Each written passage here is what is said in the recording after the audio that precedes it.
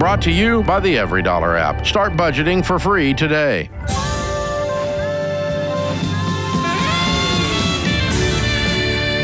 Normal is broke and common sense is weird. So we're here to help you transform your life.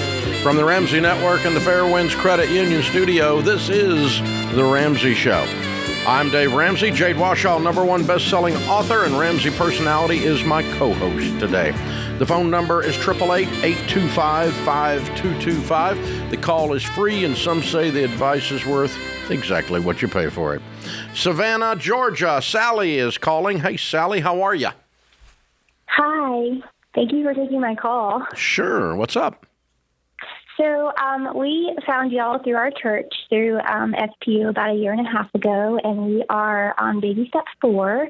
And my in-laws kind of popped this idea to us about 6 months ago. We bought our house about 2 years ago, and it has a very large unfinished basement. And they have had this idea that when they retire, which is going to be my father-in-law's retiring at the end of the year, that they want to kind of put some money into our house and finish off our basement for them to kind of be snowbirds, to be here, go in the south, and then go up north, and then eventually kind of transition to living with us in our basement full time. And I'm not totally against the idea because we have a good relationship. It'd be great for our kids to have grandparents close by. But I'm a little bit concerned about the long-term effect of this. They wouldn't really have an ROI putting money into our house. Do they know that? From their nest egg. Yes, we told them that. And my concern is just, what happens if we do this and, in 5 years from now, someone has a stroke and now they need more care and a lot of their money is tied up in our house. Or you decide to move and take a different job.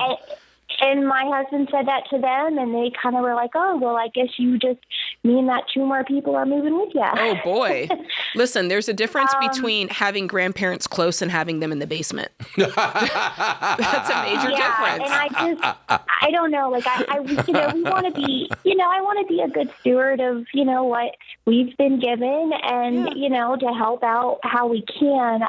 It's more just the long term. We're 33 and we have. Hey, I got to stop you. Kids. I got to stop you because you sound like someone who knows what they want to do, but you don't feel firm enough in it that you're talking yourself in circles about it.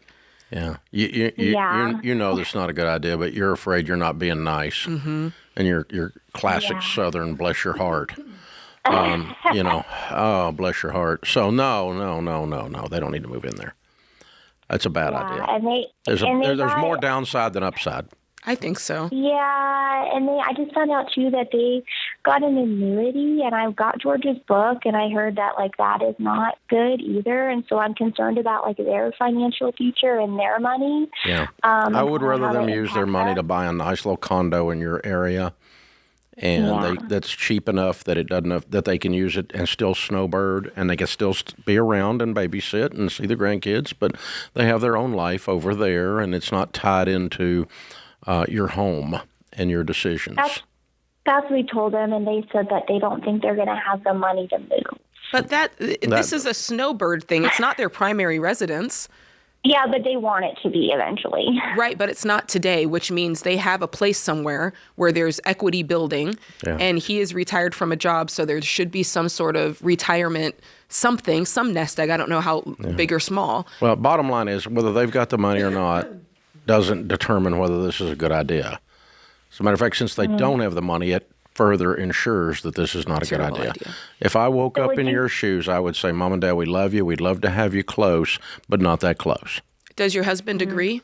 Or is he fighting for the in-laws? No, he does. And I think my concern is, and we're actually seeing them next month to really talk about this in more detail. And they I told my husband, if I find out, they have $5 million in their next nest egg and $100,000 to drop in our basement, is it maybe a big deal? But no, Dave is right. The money side of this isn't the question. I don't care how much money they have. I don't care how responsible they are. This is a bad idea.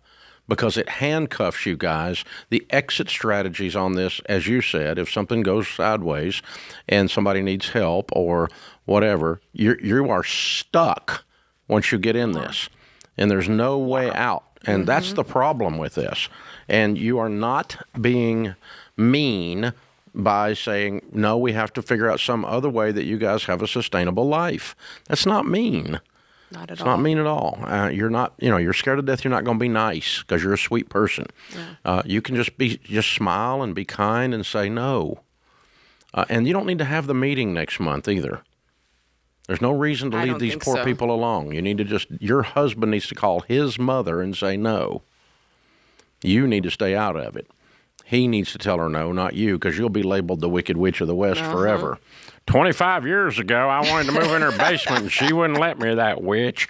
That's that's how that stuff gets started, You're not wrong. Right? Yes. And so that starts a whole narrative then, and you'll get blamed for it. So now make him have a backbone and tell his mommy no. And don't have a detailed meeting discussing it. I really would not do this. I wouldn't do it either. Because there's how does this end well? Well, then it looks doesn't like end well. If you have the meeting, it looks like you're considering it. I know. And that's not fair. That's not fair. That's not fair at all. And so, no. But if they do move in, I can't think of an exit strategy that works unless both of them died in their sleep. No, everything becomes. Other than that, I can't think of a good exit strategy here. No, and then everything becomes a family decision. And they need to do that in time for you to move. Yeah, no. This is just no. No. There's going to be aging problems and disability issues and care issues and and boundary issues and you guys. There's like 99 things that can go wrong and only one that can go right. Yeah, and all the risk is on you guys. There's no risk on them because they get built-in health care. The risk that's on them is if you sold the house after they did a bunch of improvements. Yeah, that's true. That's the risk that's on them. But still, they need to use their money more wisely. Yeah. And have a good life. It's fine to be close by, but we need good, healthy, physical boundaries. It's a good thing. Man. So, we are now getting calls in the last 3 years that in 40 years of doing this show, I've not gotten. Much of. Just this idea of multi-generational housing. Yeah. Okay. Yeah. The parents, we're gonna.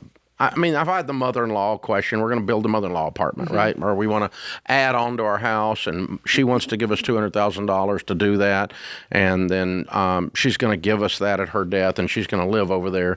That question I've had, but now we're seeing this thing of the family compound. Yeah. Yes. And 4 families are moving onto one single piece of property, and there's no exit.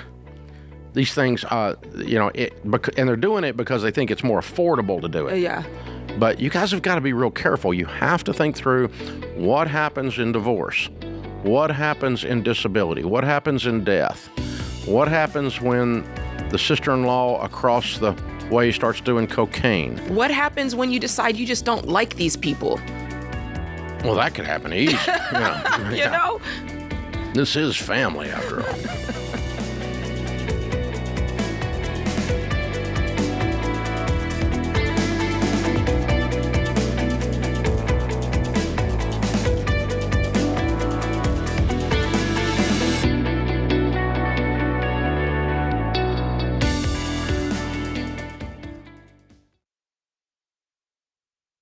Let's talk about something nobody wants to think about until it wrecks their budget: medical debt. Medical debt is one of the biggest financial landmines in America today, and that's why Health Trust Financial is the only health insurance provider Ramsey recommends. You guys, a lot of people have medical debt, even with health insurance, because you can pick the wrong plan, pay big monthly premiums, and still get slammed with huge out-of-pocket costs later. And if you're self-employed or you run a small business, you're paying 100% of that bill. But Health Trust Financial shops multiple top-rated carriers with no extra cost or pressure to help you get the right plan while finding you big savings. And they don't just look at the cheapest one, they help you understand deductibles, networks, out-of-pocket costs, so you don't get surprised later. And most people who work with Health Trust Financial save up to 50% on their health insurance costs. That's real margin you can put towards working the baby steps instead of medical bills.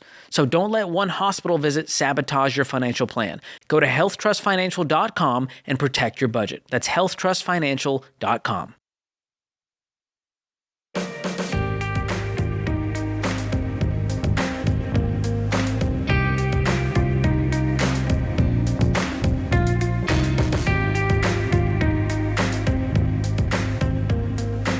Ella is in Dallas, Texas. Hi, Ella. How are you?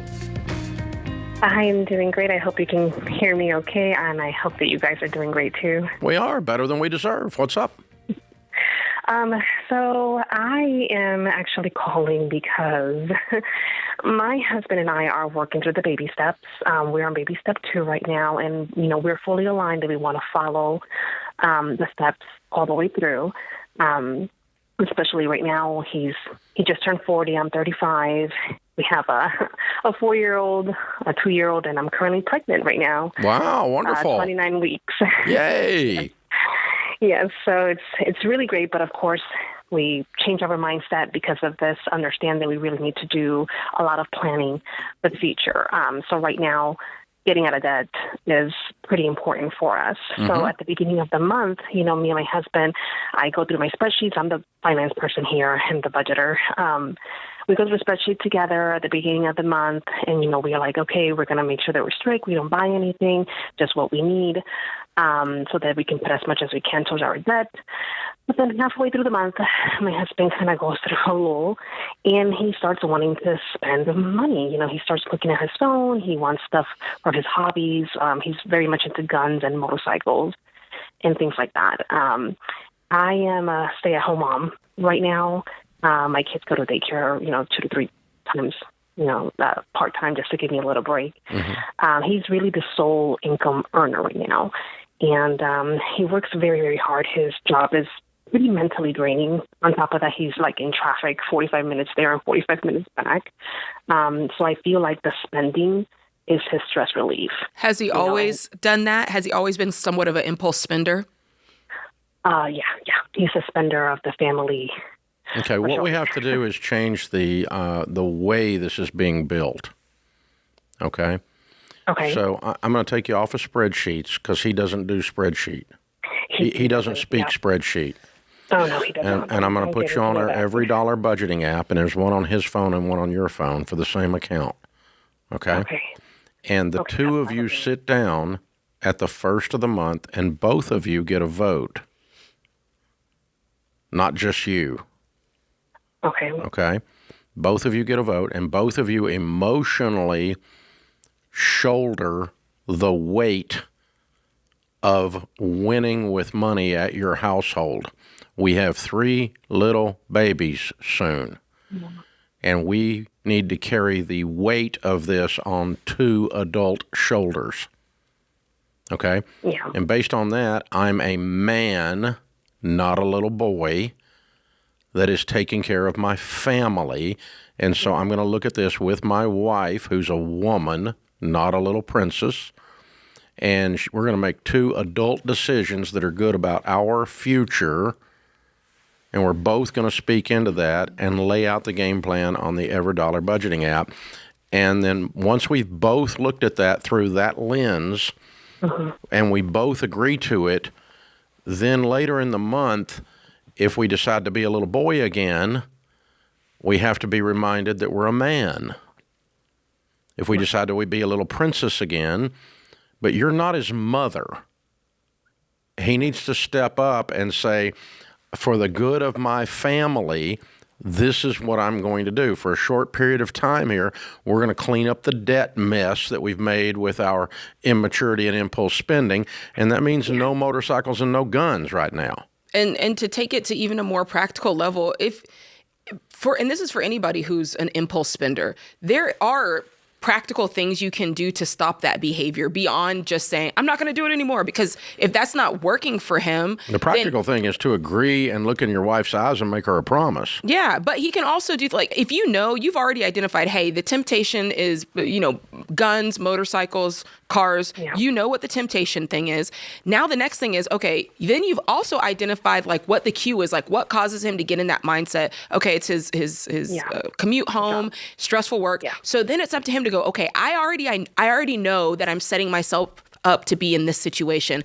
Instead, let me replace it with something that's actually helpful for me. So now his new routine needs to be, I don't come home and plop on the couch and get on my phone and start scrolling the next product I want. I go and I mow the lawn, or I go and I work on the budget, or he's got to replace that activity with something that's actually beneficial and relieves the stress that he was trying to relieve by spending. And that is just, that's psychology. That's how you change a habit. So yeah, I completely agree. So let me reset this one more time, Elena, because what's happening right now is the two of you have agreed on a concept, and then you went and implemented the detail. Right.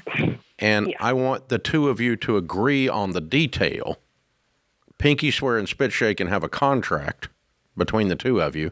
This is what we are saying together that makes our household go where we want it to go. And then you go do the detail. You execute the detail. But I want him looking at every line item on every dollar and agreeing this is what we're going to spend on food. This is what we're going to spend on lights. This is what we're going to spend on whatever. And by agreeing to that, we're also agreeing that we're not doing anything else. Right, not veering off halfway. Yeah, and he's not doing that in advance. Instead, he's way up above it in the clouds going, I think it'd be good to get out of debt. We got babies, but I really want a gun. And because he's not gotten involved yet. That's right. And I want to get him more involved in the detail, not in the execution of it. You can do the execution. You're the nerd. You're good at it. But I do want him to be involved in feeling the emotional weight of the plan that is going to be executed, the detail of the plan that's going to be executed. That's right. And even in every dollar, when you can see that roadmap in front of you and you know it's going to take X amount of months, and something that you think is small, $300 or $400 a month, that adds up to time that this is going to take to finish this. So we're having a kitchen put in one of the houses that we own. And obviously my wife's going to be real involved in that design. You think? And so she's real involved in the design. I'm real involved in the design because I want to oversee it. Yeah. The builder is understanding the design, and the three of us have gotten in-depth, detailed agreement with the kitchen designer of what is going to happen on paper. Then they build the cabinets. We don't get halfway through the cabinets and then I walk in and go, well, that wasn't really what I was thinking. Yeah, you know what it's going to be. And that's the proper way to build a house too, by the way. Build it on paper before you break ground. Every detail. And if you have 42 change orders as you go up because you didn't think this through, it's the most expensive and slow way to build a house, and you'll end up hating your builder, and he'll end up hating you. So instead, you got a stinking plan, and you stick to the stinking plan with rare exceptions. And everyone is aligned in the detail of what the plan looks like, and then someone can go execute the plan. But we all three aren't going to build the cabinets. Matter of fact, none of the three of us, the builder, me, or Sharon, are going to build the cabinets. A cabinet builder is going to build them. But it's the same thing, right? Yeah. But we're getting aligned on the idea ahead of time, both strategically and tactically. Strategically is alignment in the philosophy of debt-free.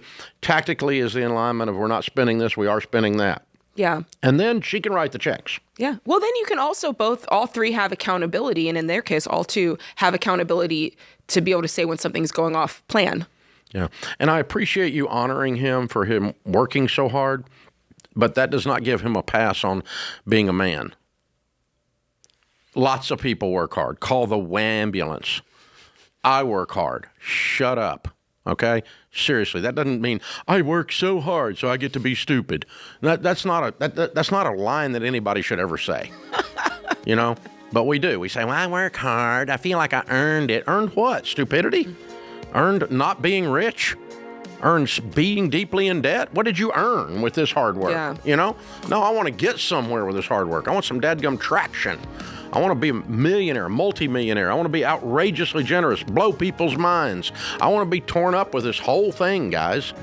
And that's what hard work should do.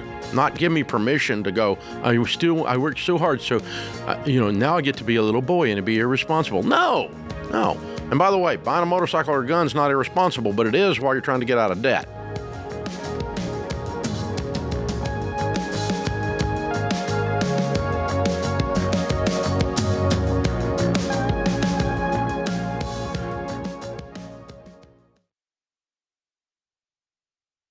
If you run a business, you already know this. Bad information leads to bad decisions. And right now, AI is everywhere. But AI is only as good as the data behind it. The best AI is built on the best data. That's why I recommend NetSuite.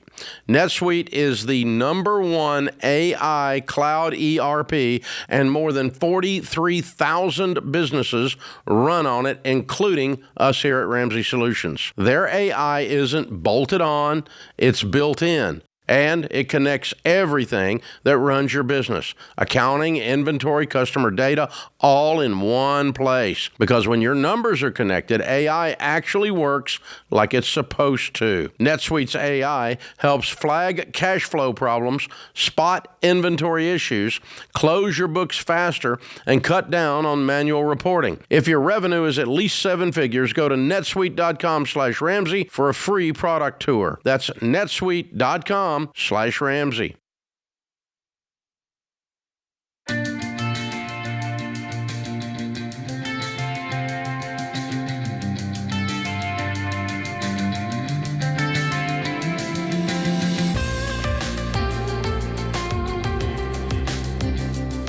John is in Atlanta. Hi, John. How are you? I'm doing good. How are y'all? Better than we deserve. What's up? I steal that line, so I hope you don't have it trademarked. Nah. I stole it somewhere. I just forgot where. That's funny.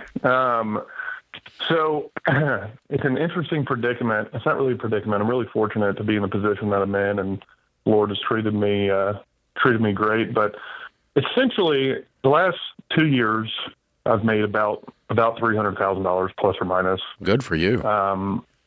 Thank you. And it kind of seems like the money just disappears. I'm not a big spender. I mean, I've bought big things, but I'm not a big spender. But I don't have as much money left over from that as I should. And where the change is yesterday I made a pretty big amount of money. And the first thing I did was log on and talk to people on how to build a shop on my property. And I kind of stopped myself and I was like, all right, this isn't what I'm supposed to be doing. So I'm 28. With this much money, I'm trying to take a step back and be like, all right, how do I turn this into more without spending? And just wanted some insight on it. And good for you. Are you single? I am, yes, sir. Okay, cool. All right. Well, the good news is you don't have anybody to control but you. The bad news is there's nobody to gripe at you. I mean, you have no accountability. Right. How do you make the money? What kind of business is it? So I'm a land broker, so I sell like farm, ranch, and hunting and fishing. Good for you. That's fun. I've got a friend of mine that does that. He makes that kind of money and more. Yeah, well done. That's great. I'm really fortunate to have a job that I love. Yeah. I get to walk around on beautiful land all day long. Yeah. That's neat. All right, our drive on it. So here's the thing. The emotion that you're having is that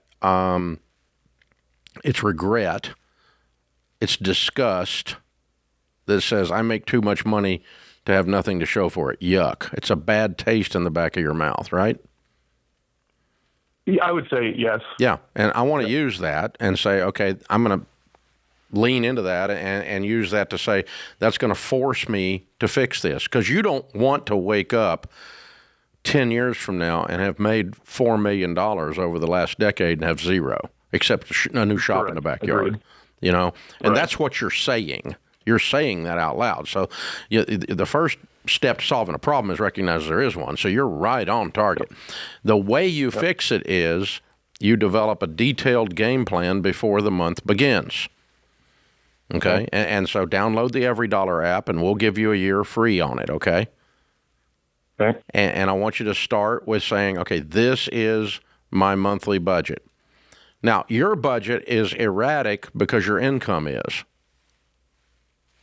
Sure. But it's also cyclical, which is why this is important now. Exactly. But we also need to set a baseline of what it takes to operate survival per month. Okay, so if you're making $300 and we said, okay, we're going to spend $10,000 a month, that's $120, to operate the household. That's about what it is right now with mortgages, and I do say that plural. And not a bad guess then. Okay, so but if it's a little bit more, a little bit less, I don't care. But set that baseline and lay that out and say, okay, where does this $10,000 per month go? Or $12,000 per month.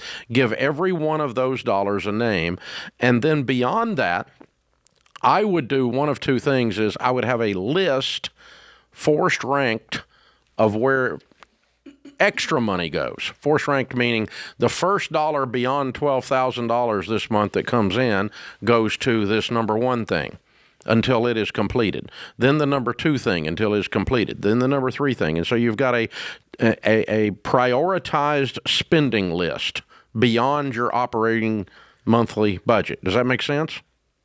It does. That spending could be generosity. It could be buying a shop in the backyard. It could be investing. It could be paying off the mortgage. But, if I get an extra 10 grand, the first 4,000 is going to this, and the next 6,000 is going to this. And have that done before you get the money. It's laid out, and you're just going like doing a to-do list. The most important thing I'm going to do first, and then I mark through it, and only then do I move on to number two, and I mark through it, and then only then do I move into number four and mark through it. And I've lived off of that system for 30 years because I've always had an irregular income because I've always been self-employed. Yeah. I think one of the hard things for me, which I say hard, it's not, it's very doable, and I know it is, but so I've been in real estate for 7 years. The first year I made 12 grand. Second year I made 24. Third year I made 76. And it wasn't until the fourth or maybe fifth year where it really started to pick up. So, I was really not scrapping, but I was really, having to somewhat pinch pennies and fortunate enough to have a supportive family. But putting this amount of money in this spot when they're big numbers like this mentally is really tough for me. I know it's the right thing. I completely agree with everything you're saying. I'd be dumb if I didn't. But I tithe 10% of all money let me rephrase that. I donate, instead of using the word tithe, I actually have a question on that if we have time, but I donate 10% of all the money that I make. And when that goes away, and then I have taxes, and then after that, it's like that number just shrinks, shrivels up so quick that it makes me nervous that I don't have cash. Yeah. Well, think about I get a royalty check in from a publisher that's a substantial number, and I'm a tither. I'm an evangelical Christian. I give a tenth of my income to my local church, and so 10%'s gone, and 40%'s gone for taxes. Mm-hmm. So 50% of that check is gone before I even start the budget. Yep. And that's what you're saying. Yeah. So, and that's the world. That's just reality. Yeah, you're just one of those evil rich people that you should be taxed into oblivion. So, well, you just have to tell yourself that off the top. Like if I've got $20,000 coming in, it's like you don't even let yourself feel. I don't have 20. I got 10. Yeah. That's just the way your brain needs to start working. Yeah, and that 10 is already spent on this prioritized list. Yeah. And so I don't care what you do with the money because I know if you do it on purpose, you're going to do smart things. That's right. You're very few people say, I'm going to budget, half of my income to completely blow it. No one says that. No one does that intentionally. Uh-huh. They only accidentally do that because they don't have a plan. Well, that's what they do. And I've been guilty of it. It's I account for all the necessities, mortgages, car payment, whatever those, insurance. And then the rest is just in a pile called treat yourself. And then that's where all the money goes because you think, well, I budgeted the most important things, but that's the zero-based budget teaching, which Again, I don't care if you treat yourself, but just write it down. A line item. Just say, and if you want to give yourself the whole thing to treat yourself, make yourself write it down. Yeah. And then you're going to go, that isn't really what I want to do. Yeah. Yeah, I really do want to treat myself, but I don't need $10,000 for that. That's right. I don't really need $100,000 for that. I need $2,000. And you're in control of it at that point, whether you do or you don't. So it's the old thing John Maxwell says, a budget is people telling their money what to do instead of wondering where it went. And John, that's really the crux of your question. You tell your money what to do instead of wondering where it went. And, You always have some fun in there. You always have some generosity in there. You always have some investing in there. And fun equals lifestyle. Yeah. That's a lifestyle purchase. That's a couch, a car, a trip, a shop in the backyard, a gun, a motorcycle, nod to our last caller, right? That kind of stuff. So that's all lifestyle stuff. And that all works really well once you've gotten yourself rid of the consumer debt. Now, if you got any money left after food, lights, and water, it goes on the debt until you're out of baby step 2. That's scorched earth until you're out of baby step 2. You get your except your mortgage debt, you get everything cleaned up but that. But that's not John's question. John, the question is very simply, you have to tell your money what to do before it gets there. Some kind of a system, some kind of a plan. I gave you an example of one, or it will leave. And you will wake up with this financial hangover, wishing you hadn't made that much and have nothing to show for it.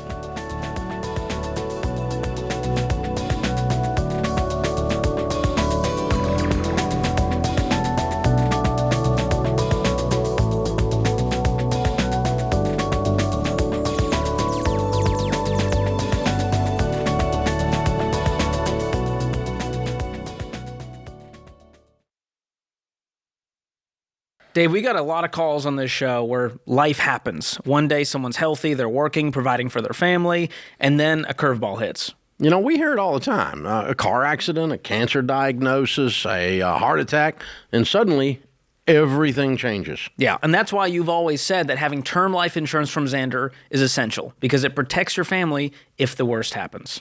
Yeah, that's right. You need 10 to 12 times your income in coverage. No gimmicks, no whole life junk, just straightforward term life protection. But there's another piece that people often overlook, and that's long-term disability insurance. Yeah, it's important to understand the difference between them. Life insurance steps in when you die. Disability insurance steps in while you're alive but can't work. So it replaces a large part of your income so the bills still get paid while you get back on your feet. Now, if your employer gives you free disability insurance, great, take it. If it's discounted there at a better price, take it. But if not, Xander can help you find the right plan. Whether you're single or married, it's not optional. If you're going to be out of work for a while, then you need to make sure the money's still showing up. And that's why Xander is our go-to. They make it super simple to get the right coverage at the best price, no pressure, no upselling. I've trusted Jeff Xander and Xander Insurance for over 25 years, and so has my family. So don't wait. It's fast, it's easy, and it could make all the difference. Go to Xander.com or call 800-356-4282. Protect yourself, protect your income, protect your family.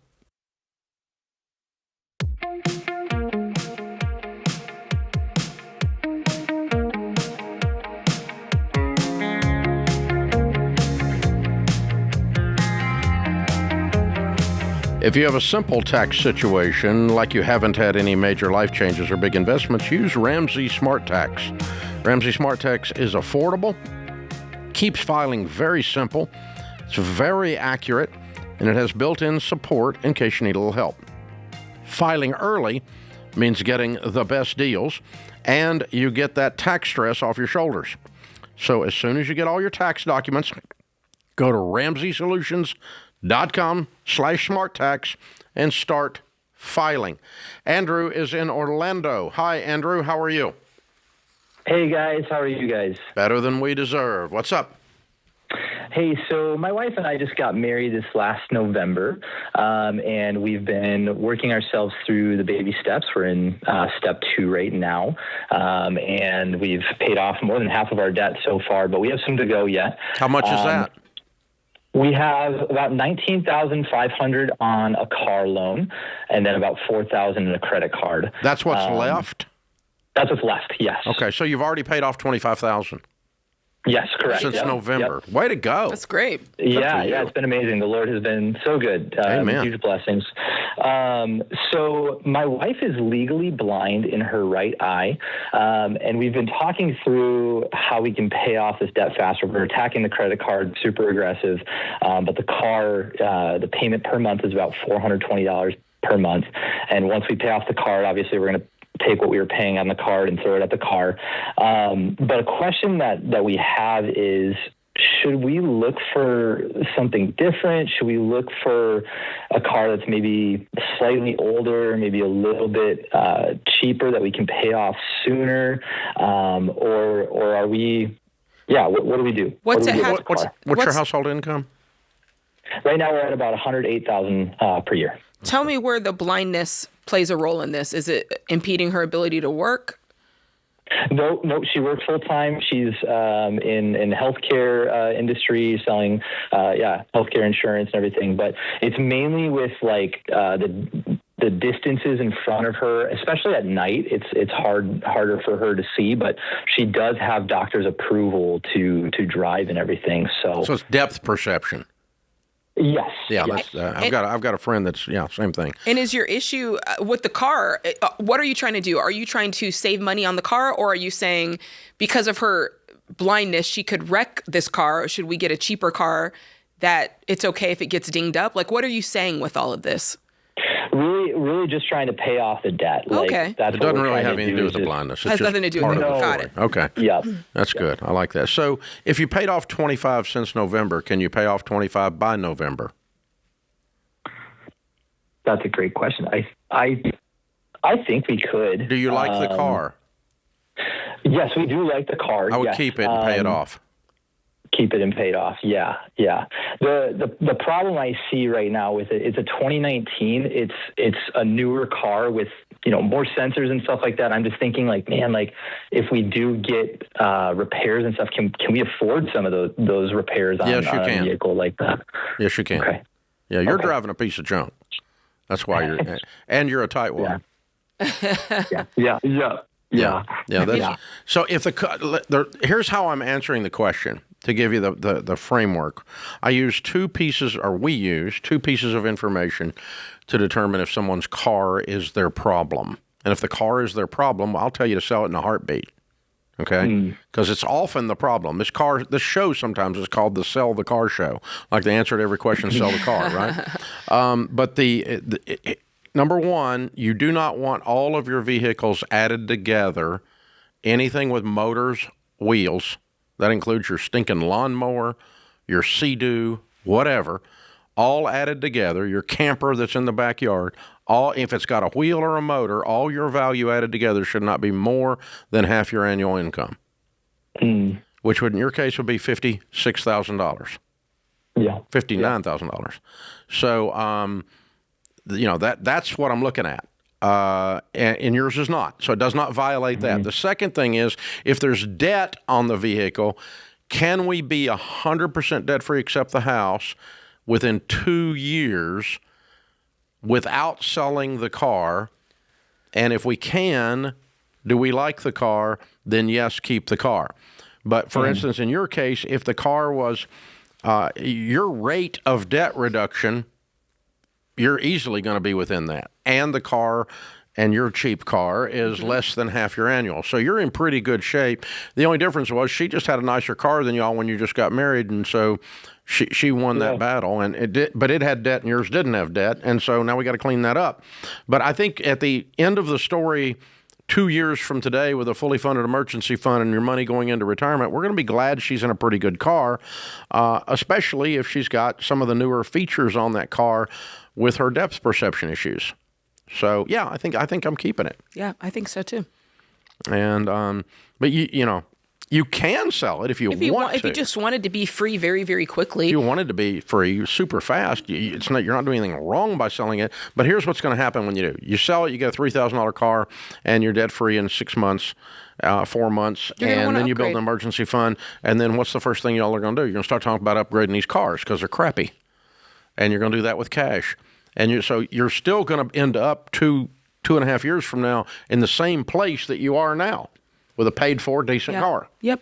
And so it's not the car's not violating anything here. It's just kind of part of your old story. Yeah, I agree. Grace is in Fort Collins, Colorado. Hi, Grace. How are you? Hi. Good. How are you guys? Better than we deserve. What's up? So I have a question related to the gazelle intensity of paying off a house. My husband and I save anywhere from $100,000 to $150,000 a year. after our expenses and everything. And it's hard to not kind of look at the numbers and think we have about $500,000 left on our house right now. To think, let's just try to pay this off in 5 years. But my husband, he's kind of been looking more into the investment side of things too, as far as for whatever we make, should we do a portion of that towards the house and the rest into investments if we're already doing 15% into retirement? 15% into retirement is all you should be doing, no more. Okay. The rest of it ought to go on the house. The rest of it ought to go on the house. So this $150,000 you're putting on something else, how much is in that account? So that's what we get basically at the end of the year. A lot of it comes from bonuses. Uh-huh. So Yeah, but you're putting 15% away, and then you said in addition to that, you're investing $150,000. Well, that's just what we have in cash saved at the end of every year. Where is it? High yield savings. How much is in that account? About $70,000 right now. 70. How did 150 turn into 70? So at the end of every year, it'll be about $150,000. So you just stockpile it until the end of the year, and then you decide what you're going to do with it. Well, at the end of last year, it was 150. How's it 70 now? So we just moved last year, so we put a good chunk of money down into the house. Oh. But we just kind of accumulate, and then year-end bonuses. Okay. And Any money above 15% should immediately go in the house. Okay. Not in savings. Okay. And nothing like diversified in other types of stocks or mutual funds or anything outside of retirement? No. You're already investing your 15%.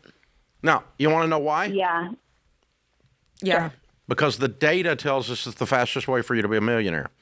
We did the largest study of millionaires ever done at Ramsey, 10,167 of them.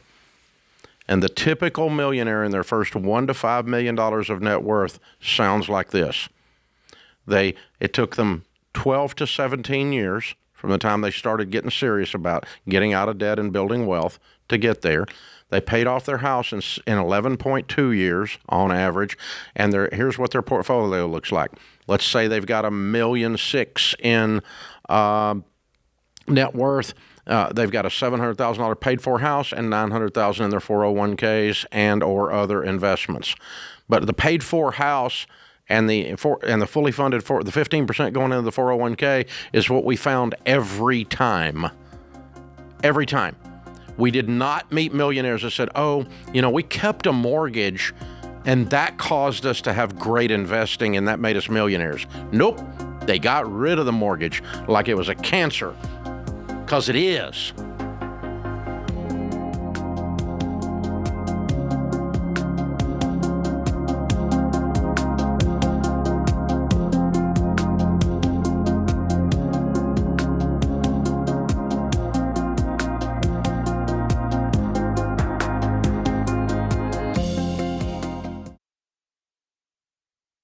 Most people don't struggle with money because they can't do math. They struggle because they don't stick to a plan.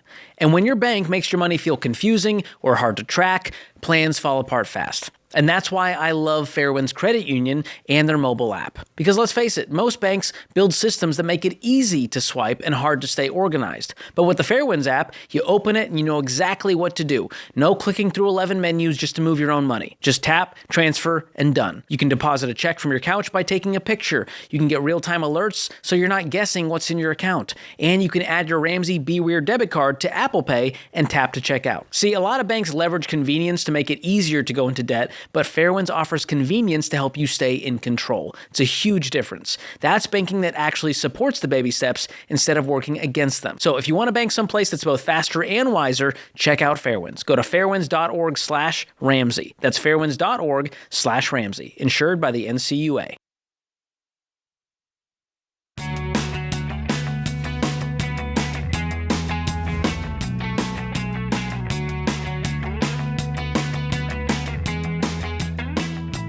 Welcome back to the Ramsey Show in the Fairwinds Credit Union studio. Jade Warshaw, Ramsey personality, #1 best-selling author, is my co-host. Joy is in Los Angeles. Hi, Joy. How are you? Hi, Dave. Hi, Jade. Thank you for taking my call. Sure. What's up? Yeah, we are recently debt-free, except our mortgage. And I wonder, and I'm thinking if I could afford to go to Europe to watch Wimbledon. I really love watching tennis, and I really want to do it. But then my husband and I were talking last night, and when he saw like how much we're going to spend, it's only going to be me and my son. And he's like, oh, that's a little too much. It's going to, delay our baby step number 3. So you don't have any money saved? We do have money saved, but then, I will take the money from there. And so it's going to delay our. Okay. So you have an emergency fund saved of how much? We have $15,000. Okay. And how much do you need in your emergency fund? For the trip? No, how much does the 3 to 6 months of expenses? Oh, sorry. $24,000. That's the target. And your household income is what? The target. We make about $320,000 or sometimes $350 if my husband goes in overtime. Wow. How much does the Wimbledon trip cost? Well, the tickets are about $1,000 for my son and I, and the whole trip. When we were, that's the ticket. Yeah, the whole trip. No, you're not going to London and buying a Wimbledon ticket for $2,000. I'm talking about when you price this whole deal out: the tickets, the airfare, the hotel. How much will it cost? So the total is $9,000. Okay. Oh, okay. That's so the airfare alone, because of what's happening, it's about $4,000.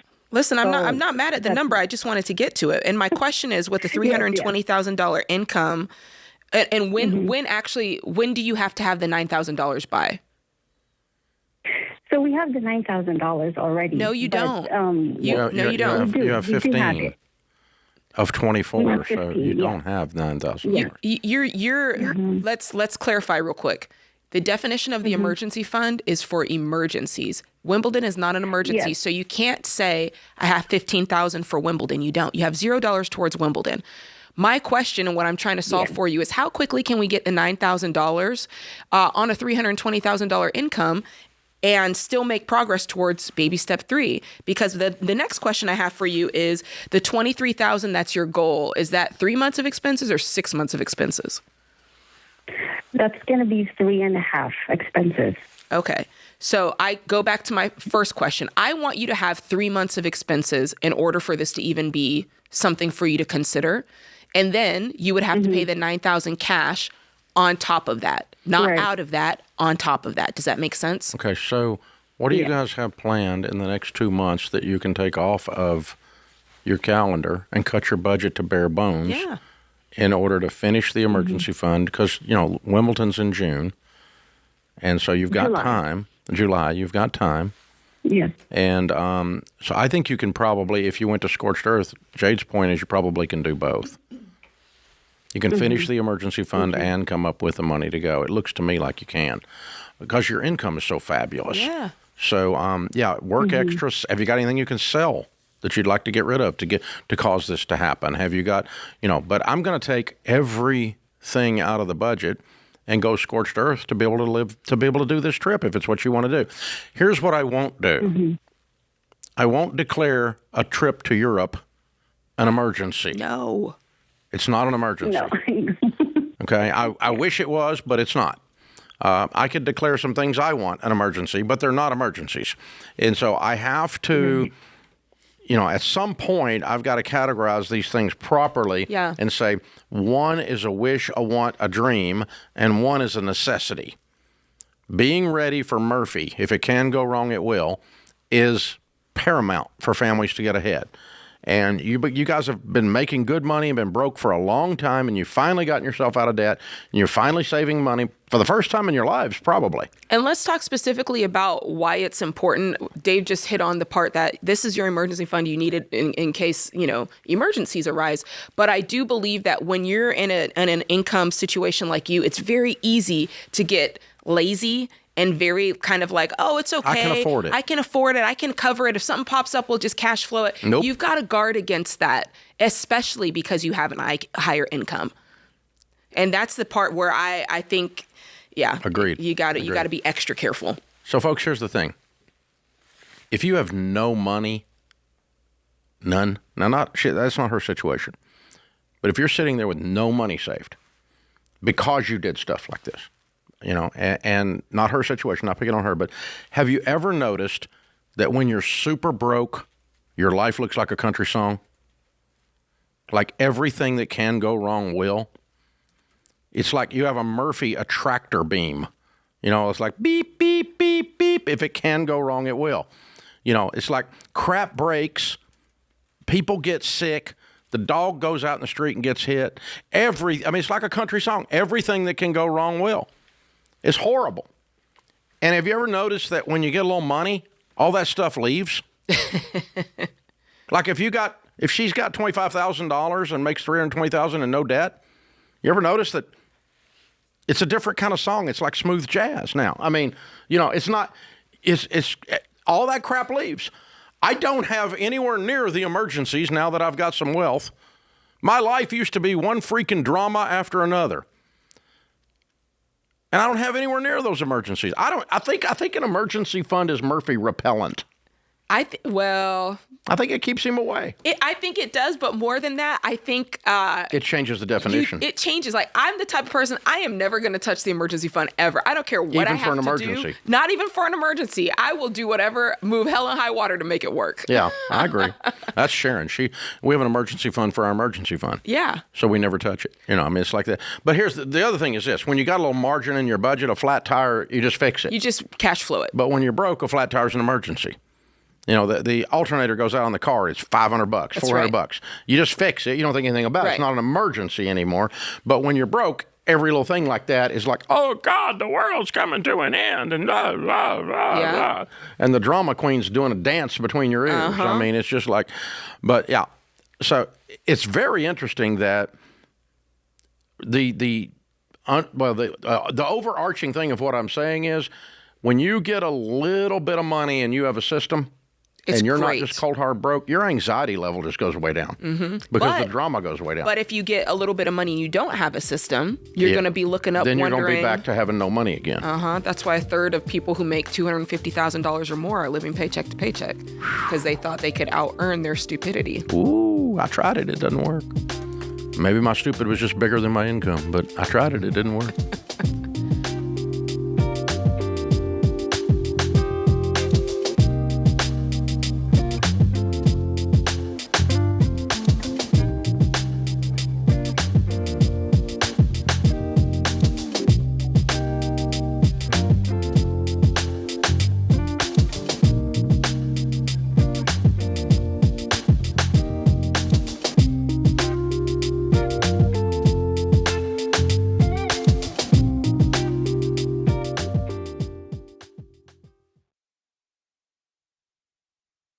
Hey guys, George Camel here. Listen, we need to talk about your phone plan because for a lot of you, it's like a bad roommate. You know the one. Unpredictable moods, always asking for money, hard to get rid of, and they never do the dishes.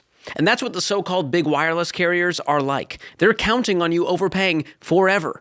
But Boost Mobile flipped the script. You can unlock up to $600 in savings per year over the big guys when you switch to Boost Mobile on their unlimited plan. There's no contracts, no hidden fees, and no surprise emails saying, hey, your bill went up because reasons. You see, with Boost Mobile, you bring your phone, keep your number, and pay just $25 a month. $25, and that price is locked in forever. So if you're thinking, okay, George, that all sounds great, what's the catch? There isn't one. Boost Mobile backs it up with a 30-day money-back guarantee, which means you can try it without feeling trapped. People, kick the bad roommate out. Head to boostmobile.com/Ramsey to make the switch today. That's boostmobile.com/Ramsey. Based on average annual payment of AT&T, Verizon, and T-Mobile customers compared to 12 months on the Boost Mobile Unlimited plan as of January 2026. See website for full details.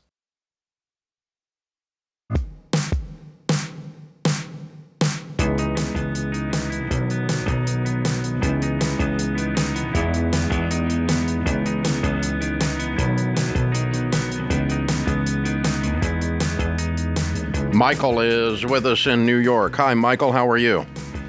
Hello, Dave. Thank you so much for taking me. Sure. What's up? I appreciate it. I'm 52 years old, basically starting over. I had some major health issues, and I've been permanently disabled for the last 16 years. Whoa. Yeah, I've got the skills to rebuild a high-income trades business, but I'm also gaining traction as a published writer. if you were me, where would you put your focus for the next year? What was the nature of your disability, and how have you overcome it? Well, I was a teacher, and I taught trades. I taught welding, metal fabrication, heating, ventilating, and air conditioning. And I became environmentally ill from the welding fumes. Ah, okay. So I had a neurological disorder, basically paralysis. Whoa. And I've learned about juicing and things like that, and that kept me alive. And I had, thank God, a long-term disability policy that paid me my salary all these years. And about a year and a half ago, they offered me a settlement. I didn't take it. And then I looked at my wife one day, and I said, I can't live like this anymore. And I decided to call the insurance company. They offered me the same settlement. I decided to take it, and I took some radical responsibility, and I lost 40 pounds. I got off oxygen, and I got a clean bill of health from my doctor, and I'm ready to rock and roll. Wow.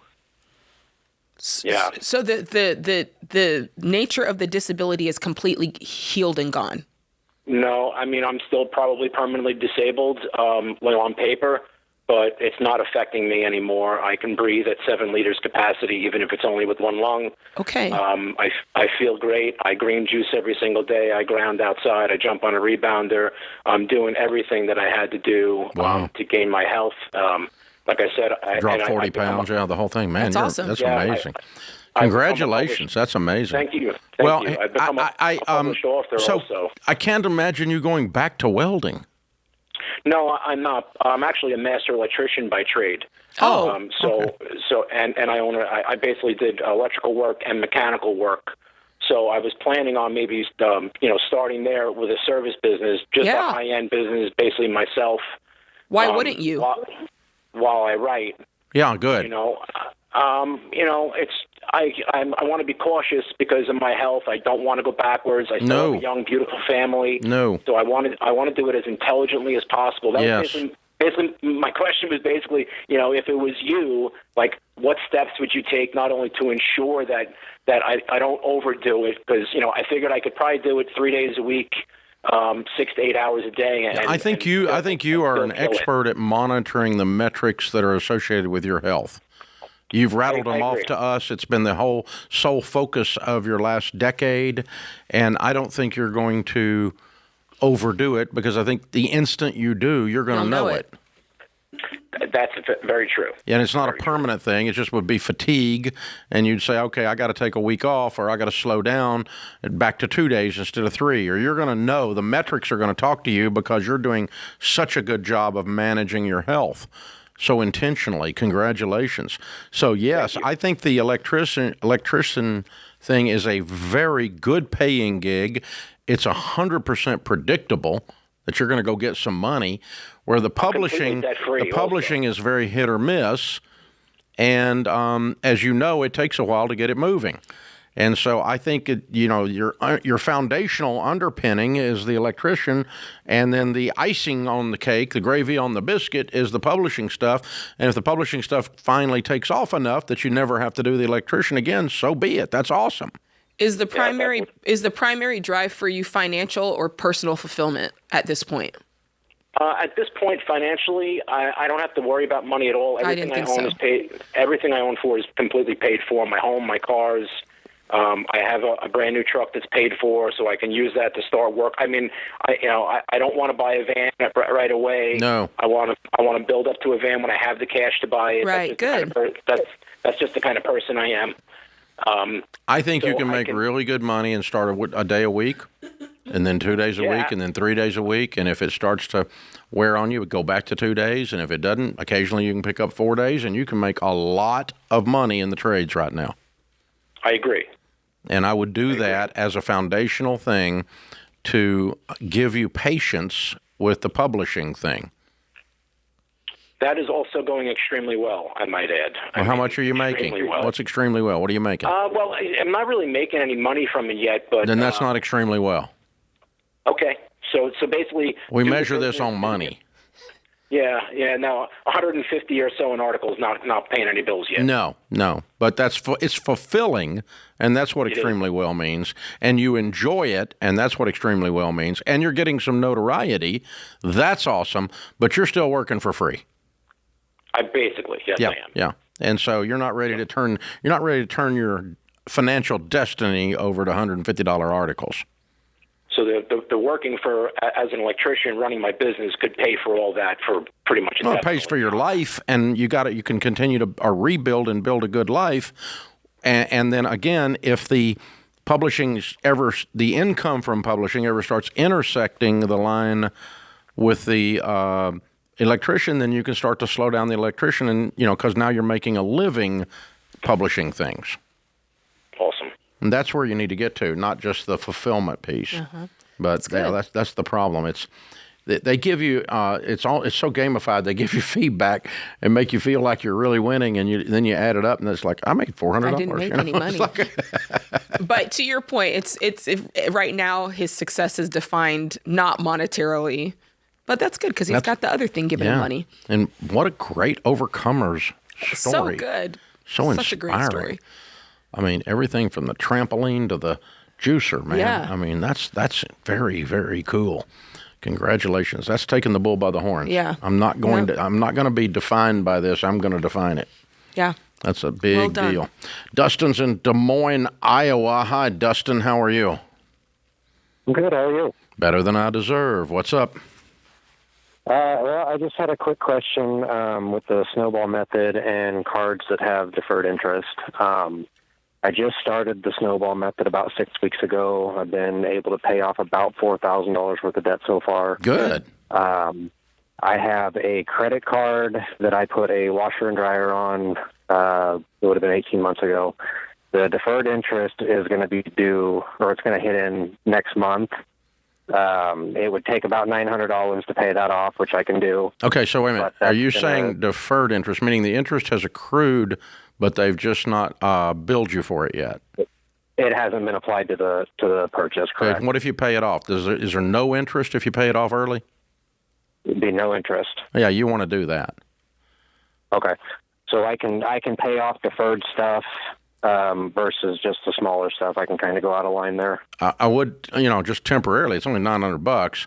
Yeah, the zero. That's nothing down, 0% interest until X, and then they back charge you at 38%. Yeah, that's how they screw you. And 89% of those contracts, people do not pay them off in time. Yeah, if you can get out of that, that's wonderful. So yeah, you want to knock that in the face, and you want to do it a month and a half, 2 months early. So there's no question. So they don't say, "Oh, we didn't post it, and now we really are going to charge you the interest because the mail didn't get here," or bull crap. Okay, pay it and get verification a month early that it's paid. Okay. Because they're going to try to screw you. It's what they do. Yep. Nope. I agree. So. Yeah, and clean them up as fast as you can. I don't know how many of them you got, but I want to get rid of those. And if you need to shift your debt snowball around just a little bit, because you're saving, probably 30 or 38% interest, something like that, 20%, over the whatever course it is. Of however many over the course life of how many it. months and that kind of thing. Yeah, it's 100% knock. It goes away if you pay it early. And folks, that's the rip-off of the nothing down. The rooms there they went, right? And, you buy this couch and not pay for it for 24 months, no payments, no interest. And, that 24 months goes by in an eye blink, and then you get charged all that back, and almost 9 out of 10 people don't do it.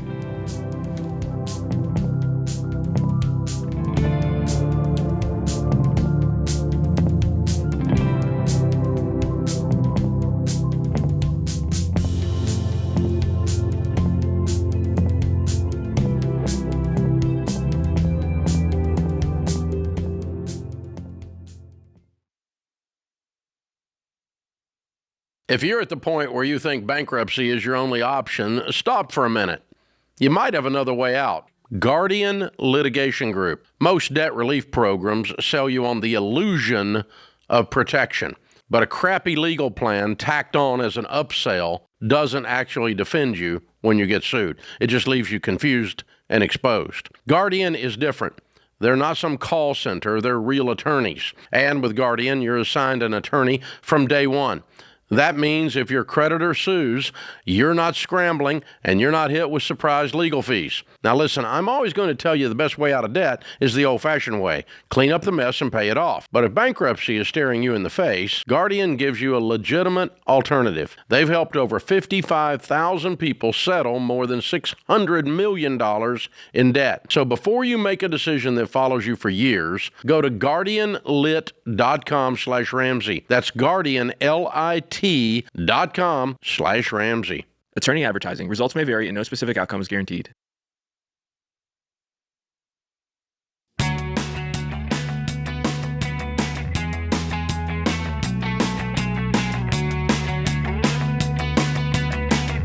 Well, I wish we could get to every call here, but we can't. The lines are always full, and I know a lot of you get a busy signal. Sorry about that. We do have an alternative, though. If you go to RamseySolutions.com, you'll find our Ask Ramsey AI tool there. And it's the data in the AI tool is based on 3 years of calls into this show, plus Financial Peace University lessons, plus the books we've written, plus the articles we've written. And so only Ramsey information was fed into this, so only Ramsey answers come out of this. That's how AI works, by the way. It's artificial, if you hadn't heard. It's not real. And so it's going to produce an answer almost as snarky as you would get here on the air. And so we haven't been able to add quite the sarcasm level to it yet that we have in person, but we're working on that. So the rest of it, though, the answers are exactly what you would get here on the air. Ask Ramsey. It's a free tool. You'll get the same answer. Try it out. RamseySolutions.com. Steve's in Green Bay. Hey, Steve, what's up? Thanks for taking my call. I'm really excited to talk to you and Jade. So I have a very simple question. I'm 62, retired. My wife is 60, and she's going to work for 4 more years. I want to know how much we should be contributing to my Roth now, because my investors are telling me that I have a $500,000 in my investments, and I only have $150 in Roth.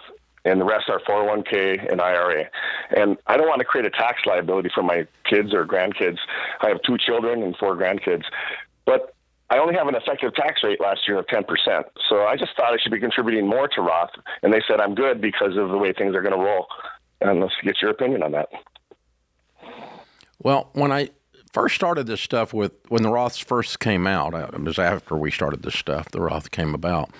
I was so excited that, I was in my 30s and 40s, that I could have tax-free growth. And I was pushing everybody to get tax-free growth, and I'm pushing me to get tax-free growth. And so I had everything in Roth. And then anytime I could convert something to Roth, I would. And so I was always moving into Roth because I was getting tax-free growth. Now that I'm 65, it suddenly has occurred to me that there's 2 other benefits to having everything in Roth that are even more powerful than tax-free growth, or add to. It's not more powerful, but they add to it. Mm-hmm. Number 1, at 73, I don't have RMDs, required minimum distributions.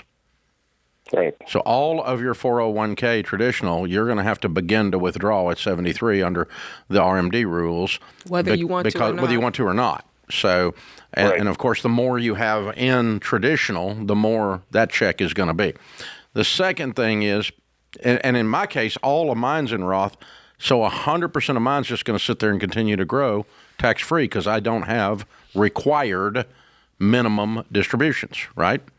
The second thing is that Joe Biden passed the Secure Act, and the Secure Act says that all inherited IRAs, in other words, if you name your kid as a beneficiary on your 401k or your IRA, and it's traditional, if they inherit that, they have to withdraw that money within 10 years on a 10-year schedule. So they have required minimum distributions. So they're going to pay income tax on 100% of that, and they have to do it over a 10-year period of time from the time of your death. On Roth IRAs, none. Doesn't apply because there's no tax due. And that's why this came up, because my father passed 5 years ago, just left $50,000, but I'm still taking that out over time. Yeah, and you're having to do the Biden withdrawals, within 10 years. Right, and I just don't want my grandkids or kids, because we live simple. We can live on $50,000 a year, have 0 debt, never had, and I just want to leave legacy.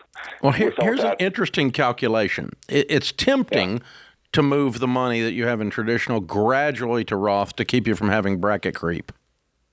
Yeah. That's a tempting thing, and you could run those numbers out.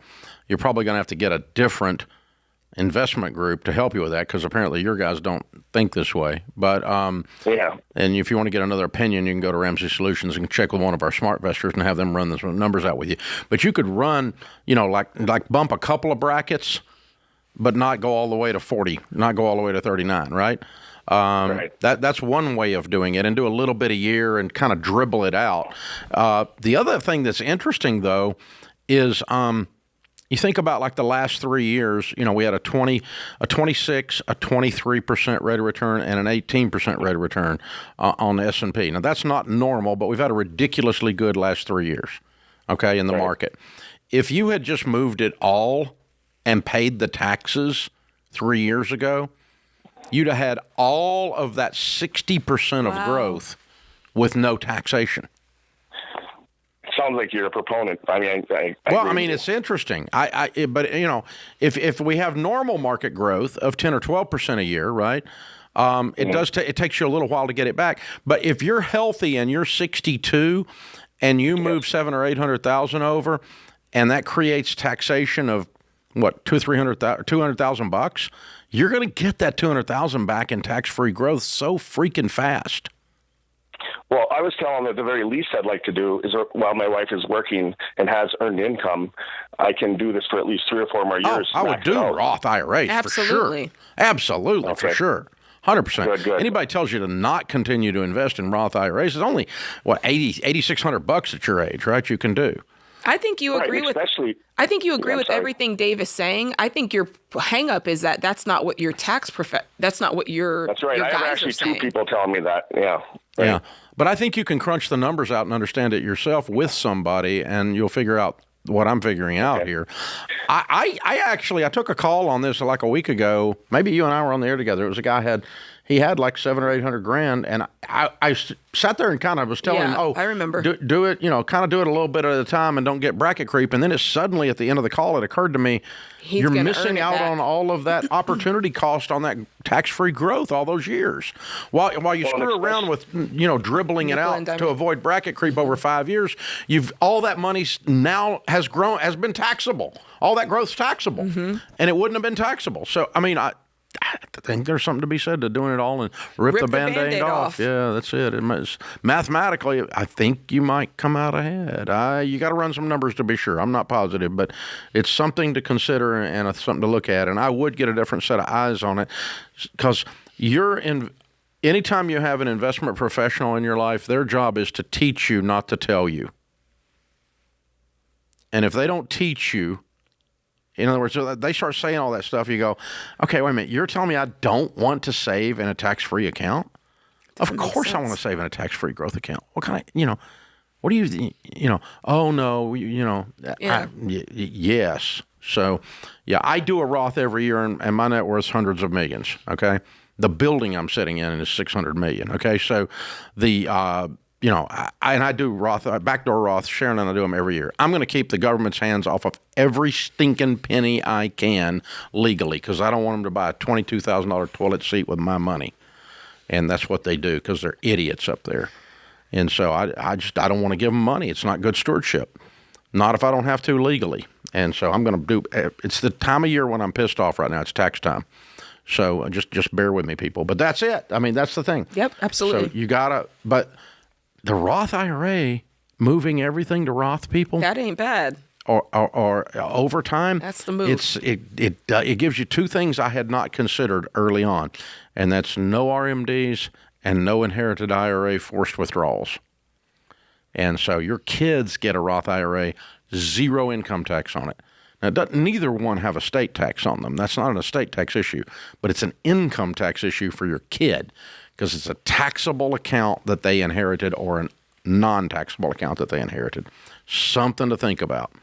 And think about what if they let's take $1 million and they hold that 7 years after you die, because they don't have to withdraw it under the Biden rules. Wow, it's going to double.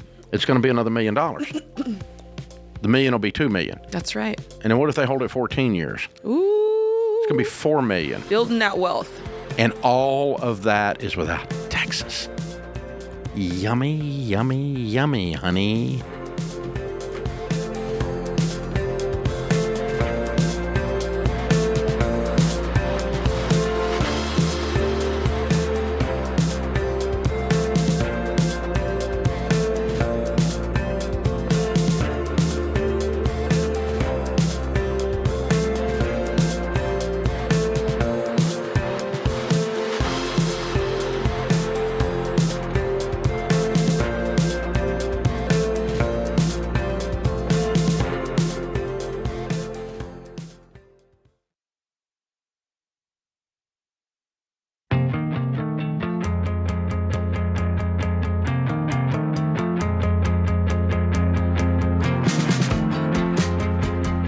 Today's question of the day is brought to you by Why Refi.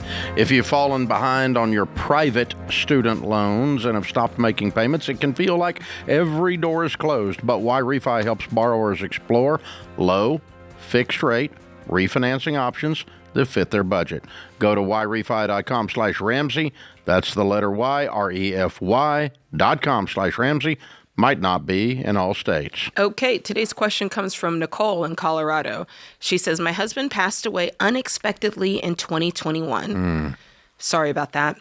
Thankfully, he had a $1.5 million life insurance policy, which I tithed on when it was received.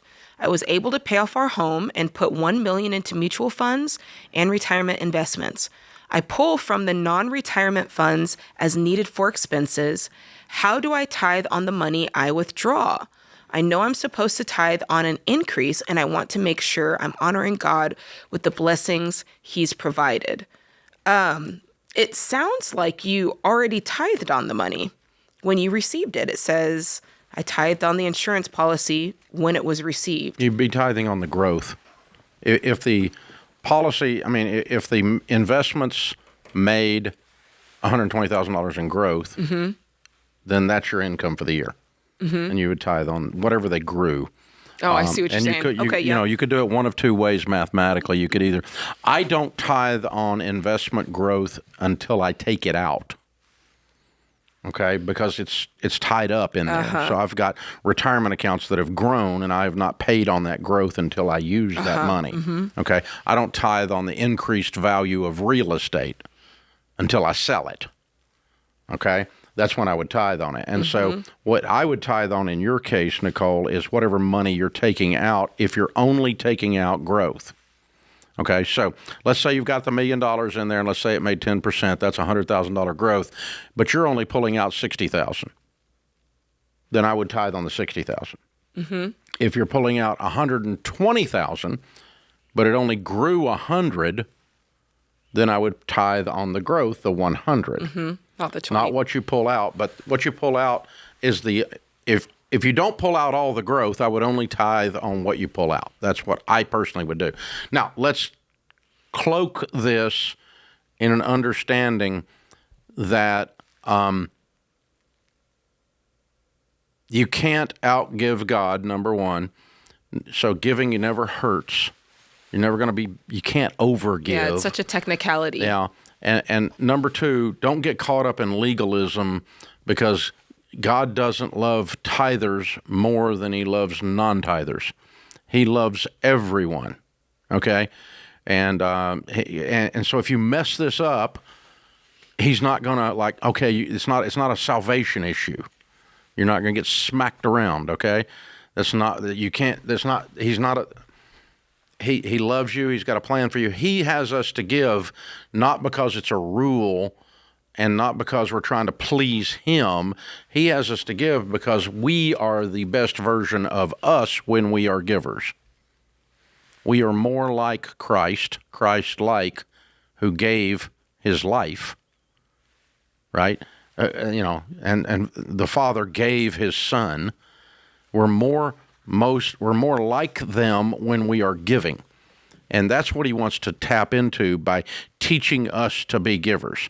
And the baseline for those of us that are people of faith is a tithe, a tenth of our income.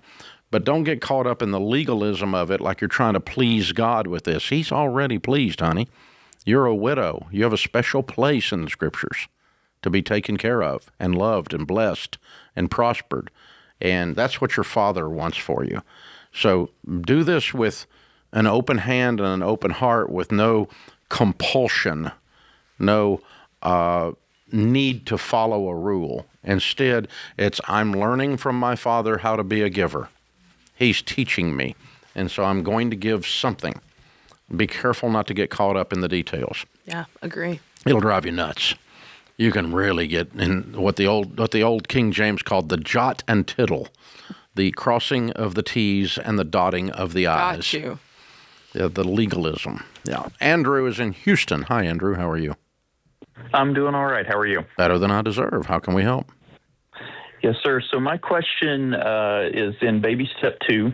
And when you're listing out debts, and it has to do with an upside down car loan. Mm-hmm. So we just finally got real serious about debt and hating being stupid. Mm-hmm. Started budgeting, listed out all the debts. Mm-hmm. And one of our dumber decisions was this car that we're now underwater on. Mm-hmm. So my question is, and this is based on God has blessed us with the opportunity to learn to be mechanics on 2 beater vehicles. So we have those. The opportunity to learn to be. Yes. So bless your heart. With some subpar mechanical assistance from myself, they get from A to B. Yeah. Right. The YouTube instruction manual. I got you. Yes, that is correct. So this car, one, it's a turdmobile. But we owe about 11.3 on it, and it's worth about 72. Uh-huh. And so my question is, when I list it in the list of debts, do I list it at the 11.3, mm-hmm. or do I prioritize it at the negative equity with the plan to sell it as soon as we break even on it? So put it in there as a $4,000 level in the debt snowball, or the $11,000 level in the debt snowball. Correct. I'd put it at the 4. I would too. I'm glad you said that. Okay. Yeah, I'm making this up right now. I don't know if I've ever had this question, but well, because that's the amount that you're actually going to put into it, and we're trying to get out of it. Yeah. Yes. Even I am dumping this thing, and we are moving on. Now, what are you doing to replace it? He's already got 2 beaters, right? Mm-hmm, I do. Okay, so you're good. Yes, I have 2 old Fords that each have about 200,000 miles on them, and they get where we need to go. Yeah. What's your household income? Combined after taxes and everything, it's about 77. And how much debt have you got? Not counting the house. 58,000 non-mortgage. Okay. All right. Good for you. So here's what this sounds like to me. It sounds like to me you're going to have decent cars that you paid cash for in 36 months. Yes, sir.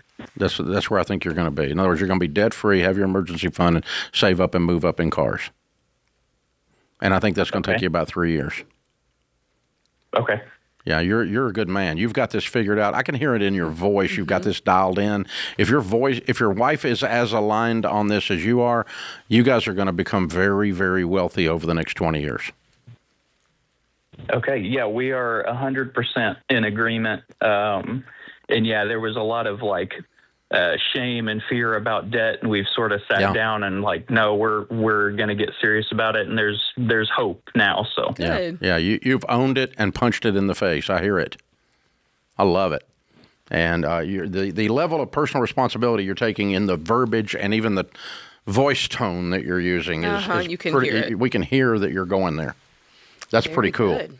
Yeah, because you know what causes how we can read that from being on the air for years, both of us, right? And all of you can hear it too. You're listening. You heard this guy's serious. He's not screwing around. Well, he's thinking There's about no excuses. Game on. That's the difference. He's thinking about ways to get this done, but they're not ways that are excusing work or excusing the process. Mm-hmm. It's all about how can I do my part to get this done. How can I grind the most efficiently? Yeah.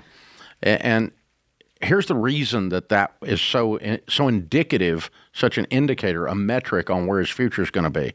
Because personal finance is not a math problem, it's a behavior problem. It's 80% behavior, 20% math. About 20, the mathematics of becoming a millionaire, you learn by the 6th grade. You do not have to have a master's degree in business from MIT to become a millionaire. There's nothing that they teach you in that calls us millionaire. Everything you needed to know mathematically, you learn by the 6th grade. The problem is the person in my mirror. This guy can do some stupid stuff. This guy has a PhD in DUMB. This guy likes donuts. I can be skinny and rich if I can control this guy.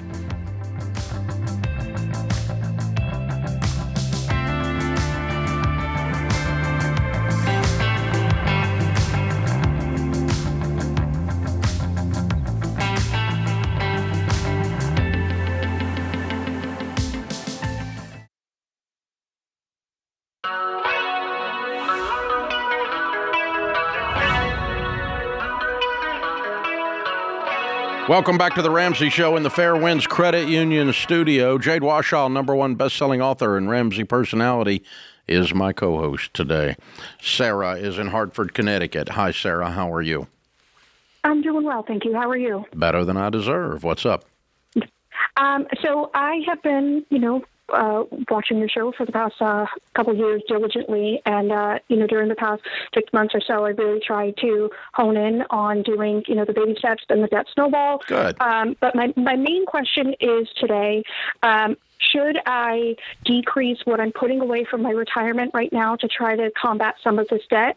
So I am a single mom who, is a single income household, everything. And I have a car payment. I don't have a ton of debt, but I work full time and my daughter's in school, but I ran into some debt over the past 6 months or so. We had the government shutdown. I have a government employee. I work in an admin position, and we had the shutdown happen last year in October. So I wasn't being paid for, a few months, and, everything was still coming in where you have to manage the credit card, the child care costs and stuff, even though the mortgage was on hold.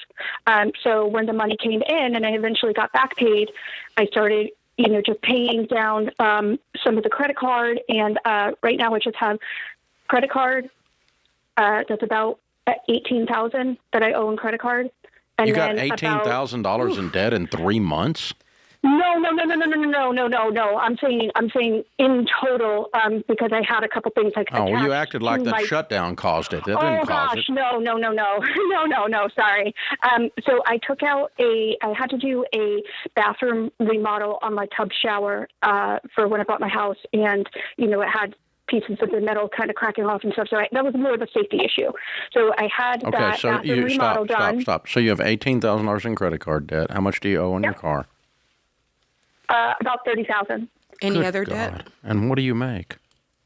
About $75,000 to $78,000 a year. Okay, your car is insanity. Whew. It's half your income. It's killing you. Yeah. So my car is right around $30,000. Yeah, what's it worth? You bought a car twice or 3 times what you should have. Do you know what it's worth if you were to sell it today? Oh, at least I could at least get $22,000 for it. Yeah. What I want you to do is double check that. I want you tonight to go on Kelley Blue Book and look at private sale and see what you would get for it. Not what CarMax would give you, not what, you see what I'm saying? See what it would be if you sold it yourself, because that'd probably be my first order of business, because to Dave's point, it is a huge part of your world right now, and it's a huge part of your debt. Way too much. Yeah. I really didn't want to get into this car debt. When I did, I tried to, wait almost another year or so to get a new car. But you bought a $30,000 car. You should have bought a $10,000 car. Mm-hmm. Yeah. Let's get back to your first question, which is, do you stop investing in order to attack this debt? The short answer is yes. My question is, how much have you been putting aside? So they take it out of my paycheck every 2 weeks. So $500 goes towards my. Yeah, and then my employer matches that.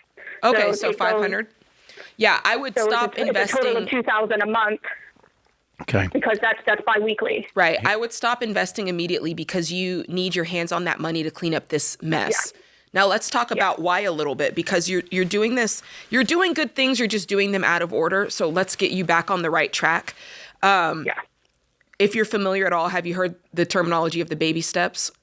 Yes, and I had the emergency fund put away. I had the $1,000 put away, Good. and I was Good. Within the last year and a half, I got divorced 2 years ago, and I was taking on a lot of the debt myself. Where I bought a new house, not a new house, but a new place to live. I handled the fee, like the lawyer fees and everything. Paying for childcare and now managing the mortgage and everything by myself. So you're feeling behind. You're feeling behind, and you're feeling like I need to get caught up. You're not behind. Yes, you're fine. You're doing fine. You need that $1,000 at your disposal temporarily. It's a short-term sacrifice while you clean up the $18,000 debt, and while you clean up the new $10,000 car debt. Because we're getting rid of the $30,000. Because it's a total of $18,000 in debt because the bathroom remodel I owe about $10,000 on that, and But so you need to get rid of the car and pay off $18,000, and then you're debt free, right? Yeah. And get a $10,000 car, and then you got to pay that off. So it's going to take you a little while to do this, but it's not going to take you 10 years. It's going to take you 1 or 2 years. Yeah. And you're going to be totally focused on cleaning up all the debt. Because if you didn't have any payments right now but your house payment, you'd be okay. Yeah. And you could put 15%. The interest rate on the credit card it's killing me. No, the interest rate on the credit card is not killing you. What's killing you is you're out of control and you're not pounding this debt. You need to be pounding this debt. List your debts smallest to largest. Stop all investing temporarily. Stop all lifestyle temporarily. Get rid of the $30,000 car and knock these debts out. And that's when this is going to work. Let's talk about why it's in that order. Baby step 2 being paying off all of your debt besides your house, and then going to baby step 3, 3 to 6 months of expenses, and then getting to the 15% of retirement. Because I think that's the hardest part for people is to temporarily pause investing. If it was a permanent pause, it would be the wrong answer. Right. But it's not a permanent pause. It's temporary. But a lot of people would say, oh, well, it's just a little bit I can get the match. But there really is a lot of thought behind that. And for me, the biggest thing is you want to make sure that you're setting your habits up the right way. Because if you're investing in a situation like this lady here, she's putting money aside. Let's say she does finish, get a little bit closer to paying off debt, but something pops up and she's like, oh, I need the money for this. She's going to look over at that retirement and go, well, there's some money over there. I don't have 3 to 6 months of expenses. Maybe that's some money that I can pull from. So it's not setting the foundation properly. Whereas if you say, okay, if I have all this money, I can get out of debt even faster, which means I can set up my 3 to 6 months even faster. It just puts you on a light warp speed that allows you to accomplish those goals so that when you finally start investing, you never have to touch it. You can set it and forget it. You never think about it because the money that you need is there in your emergency fund. It's there in your budget because you've paid off all your debt. Yeah, if you don't have an emergency fund, you'll use your 401k or a credit card for an emergency because you're going to have emergencies. 100% chance. Dave, you need to be positive. I'm positive you're going to have emergencies. It's going to happen 100% of the time. The only question is how you're going to cover them. Are you going to have a plan and have a rainy day fund when it rains? It's going to rain. Have an umbrella. It's going to rain. Have an umbrella. Quit walking around. This is not about Skittles and unicorns. Yeah. It's going to rain. You need an emergency fund. Because if not, you're going to put it on a stupid credit card, and then you're going to go, why am I so broke? Right? Or you're going to clean out your 401k for your emergency, and guess what they do? They charge you a 10% penalty plus your tax rate. So you just borrowed the money at about 35% interest in taxes and penalties is the way it works out. Well, that was dumb. Oh, you need an emergency fund.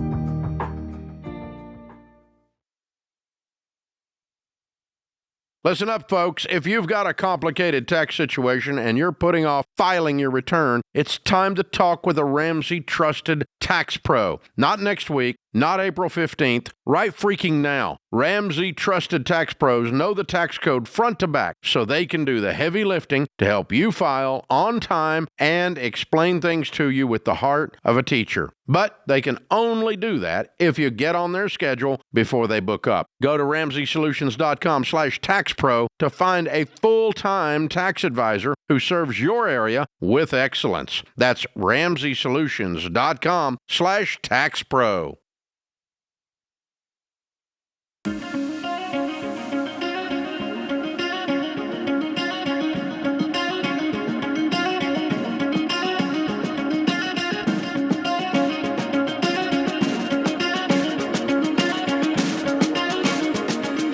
The right insurance acts as a shield around your loved ones and your wallet when disaster strikes. Our free insurance coverage checkup helps you figure out if you have the right coverage by giving you a personalized action plan with clear next steps. It's free. Did I mention it's free? Go to RamseySolutions.com/checkup to take the coverage checkup and find out if you have the protections that you need. Donna is in Columbus, Ohio. Hi, Donna. How are you? Hello, I'm good. Good. What's up? Question about indexed universal life policies. Ugh. My husband and I are going to stop, contributing now that we know better. But we have a little bit of a balance. Each of us have about $28,000 that we're going to be withdrawing. I would like to put it on the house, or maybe or maybe into a Roth IRA, and wondering what you would suggest. Cool. Where are you out on debt? Do you have any debt left at all? Mortgage. Just your mortgage. Okay, so you're doing baby steps 4, 5, and 6, right? Mm-hmm. Yes. So you're putting 15% away in retirement already? Yes. Good. I'd put it on the house then. Yeah, that's okay. It's a big chunk. That's easy. What is that? $56,000 you'll take away from this? Yes. I love that. Oh, you both I have know. 28. Uh-huh. Oh, wow. What do you owe on the house? $250. $250. Oh, wow. Very good. Okay, so down to 200. And your household income's what? About $320. Oh, cool. You're going to knock great. this house out in no time. Very yeah, that's good. the plan. We awesome. want to get it out in about a year and a half. Yeah, you're on the way. Definitely throw it at the house. Now I'm getting real excited. That's fun. I know, me too. That's fun. How old are you guys? All right. 54, 57. Yeah, your millionaires are getting ready to be. Well done. Very good job. Jesse's in Ann Arbor, Michigan. Hi, Jesse. What's up? Hey, how are you? Praise God. Yes, sir. How can we help? Well, I got a question for you. So I'm 58. My wife's 56. Retirement's coming. Probably around my age, 62. She won't quite be there yet.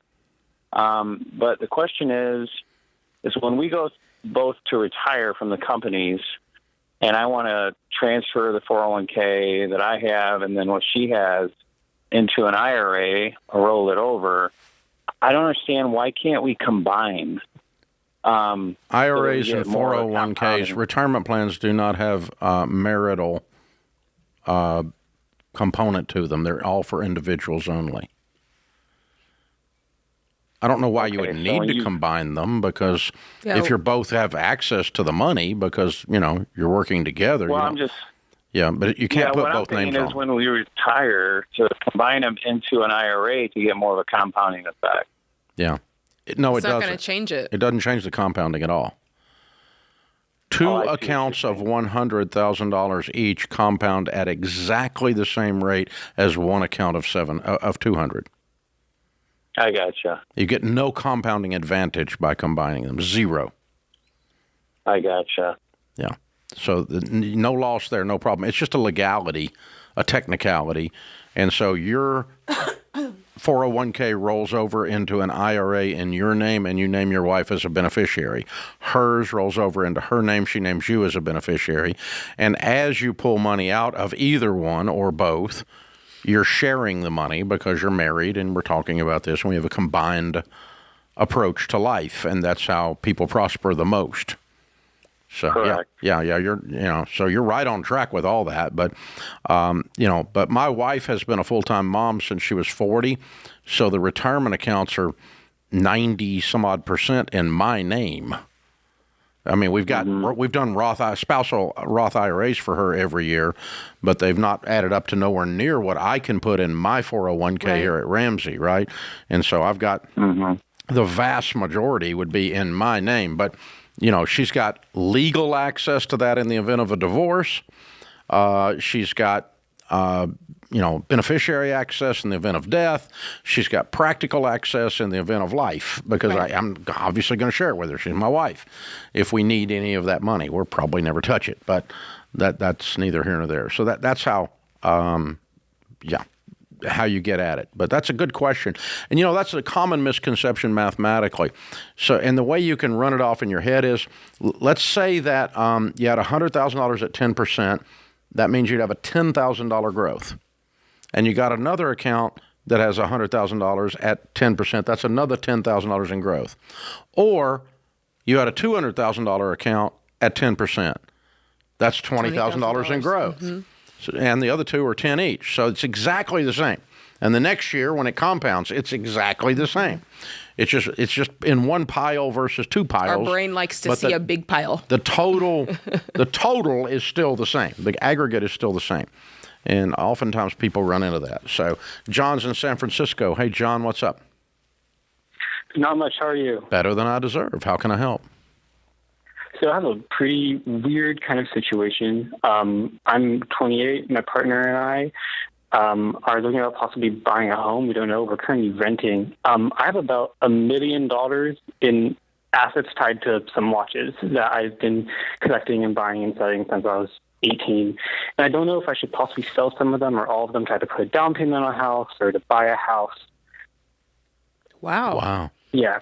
Are any of them heirlooms or legacy pieces?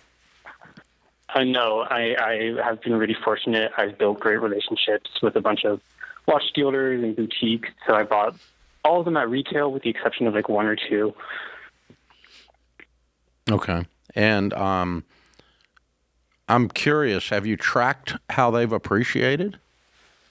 Yes. Oh my gosh, have I?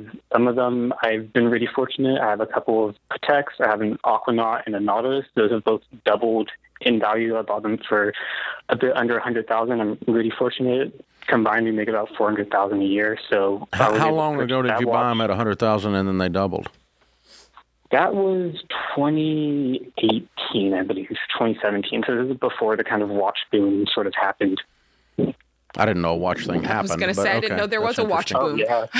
Okay. Yeah. So a lot of people started buying and selling in COVID. I've been really fortunate. I got in a bit earlier, and a lot of my watches have appreciated in value. Well, in general, collectibles, which watches would be, guns would be, art would be, wine would be, in general, collectibles do not outperform the market in appreciation. The exception to that is if you add in some expertise. So an art dealer will make more on art than he would make in a mutual fund. You will make more on watches because you're completely freaking nerded out about them. It's bad. It's like OCD. Yeah, it's awesome. I love it, and it's fun. Yeah. It's amazing that you have this. But overall, you just ask yourself, where 10 years from now, what would I rather own? And not just mathematically, emotionally, relationally. And so, what do I want to own with my wife 10 years from now? I personally want to own a house more than I do a collectible. Now, I've got a bunch of cars, I've got a bunch of guns, and I would, if I didn't have a home, I would, in a heartbeat, get rid of those and move that money into houses. It's a hobby for me. It's not anywhere near like you've got. That's crazy, John. That's me. I've never had a call from somebody who had $1 million in watches. I mean, I'd play urgency into it as well. If it's not an urgent thing to buy a house, if you hold on to them a little while longer, you have a really nice income. You could start to cash flow more of that house and have to sell less of the watches. So I think that there's probably a play where you could keep some of these, the ones that mean the most to you, and still cash flow the house if the home is not urgent. Yeah. I have noticed that sometimes when people are doing something like this, and I've noticed a couple times with me, that, I'm real enthused about it for a while, and then it's like... fizzles out. Yeah. Yeah. Just dump them. I'm done. Fizzles out. On to the next thing.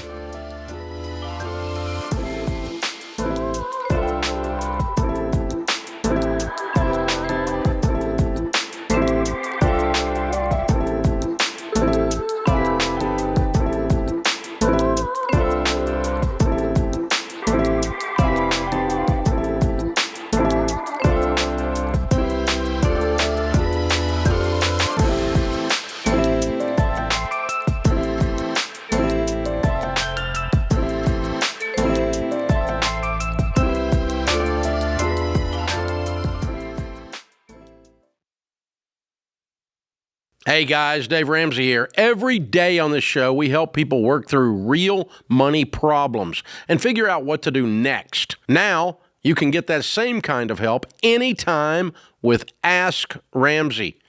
Ask your money question and get answers built on Ramsey principles we use on the show. Whether you're making a decision or just want something explained, Ask Ramsey is here to help. It's fast, simple, and free to use. Go to RamseySolutions.com and try Ask Ramsey today. That's RamseySolutions.com.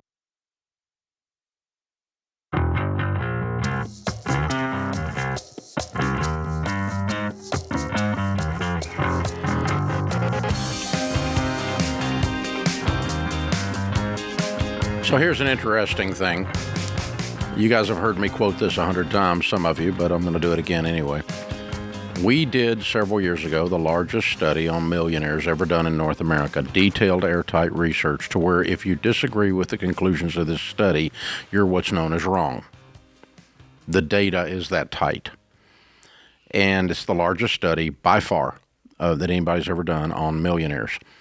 And so there's somewhere around 24 million millionaires at any given moment in America.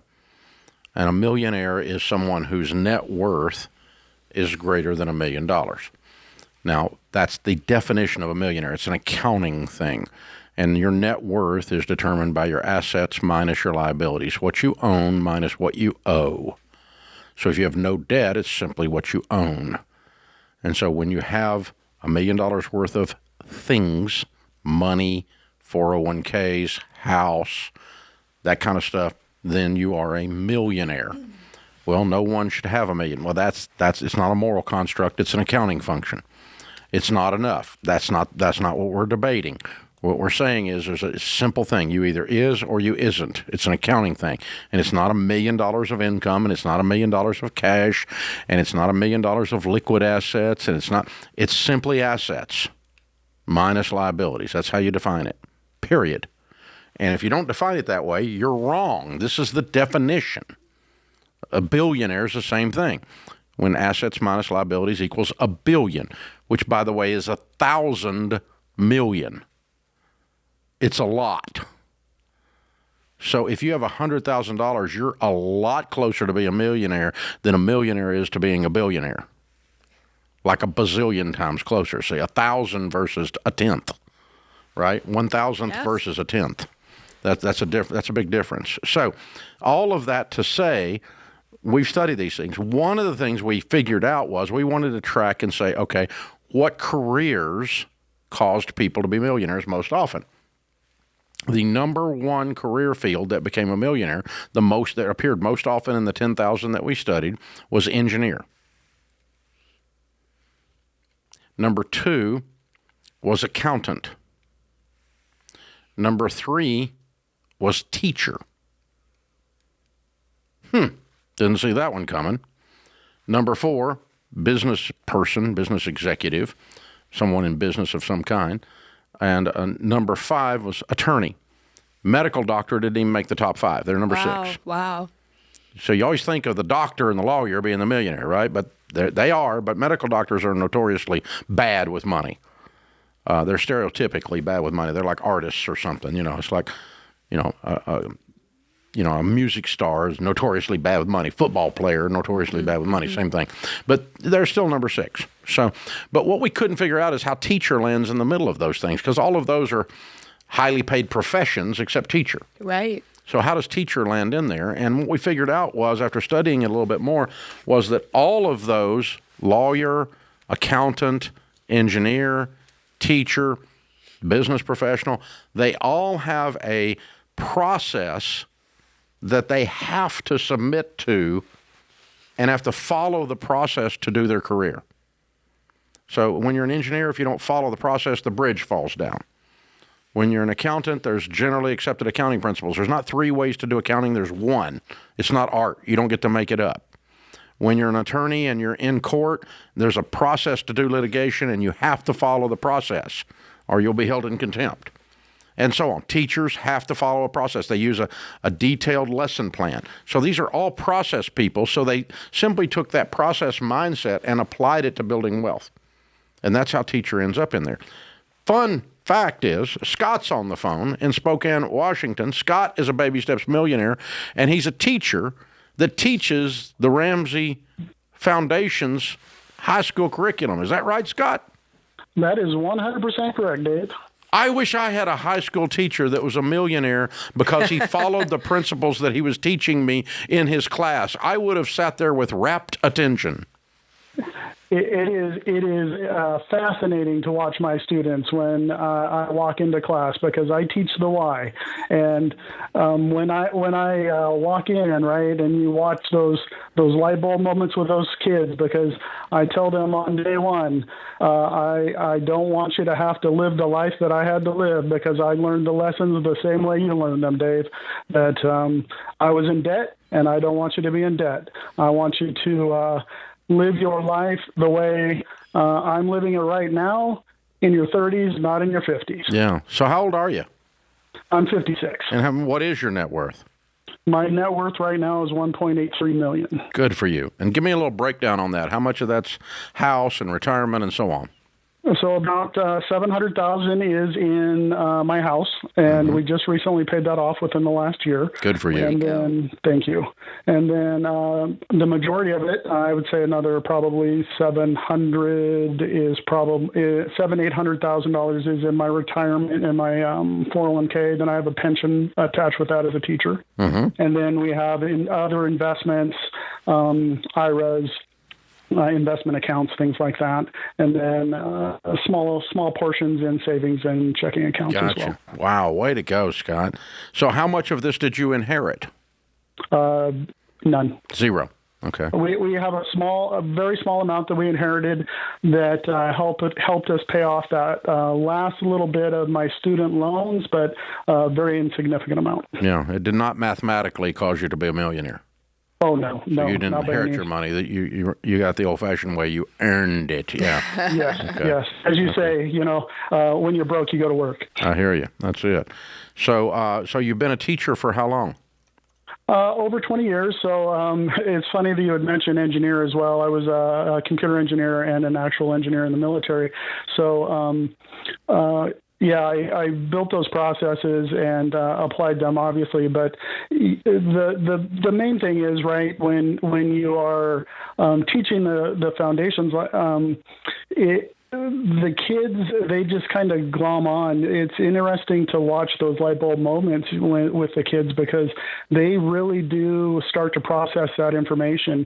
And you just kind of watch them, day one, they're like, yeah, whatever. But you tell them in the curriculum, you tell them on the show, what we're teaching you is what Grandma taught you. This is common sense information. They look at you like whatever. But as they go through, they learn, and they start to process and begin to just kind of grind at it. And they're like, yeah, you're right. And they kind of just figure it out, and it becomes very hard. It's almost second nature. And they figure out really quickly that we need to avoid debt. This is not something. Do they ever say, well, Mr. Scott avoided debt, and he's a teacher, and he's got $1.83 million? I mean, do they ever look at you and go, my gosh, I got a walking social proof right in front of me?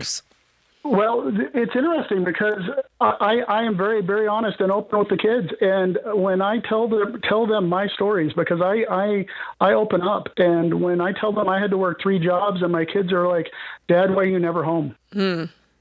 And I mean, some of the kids break down. Yeah, they probably relate to it.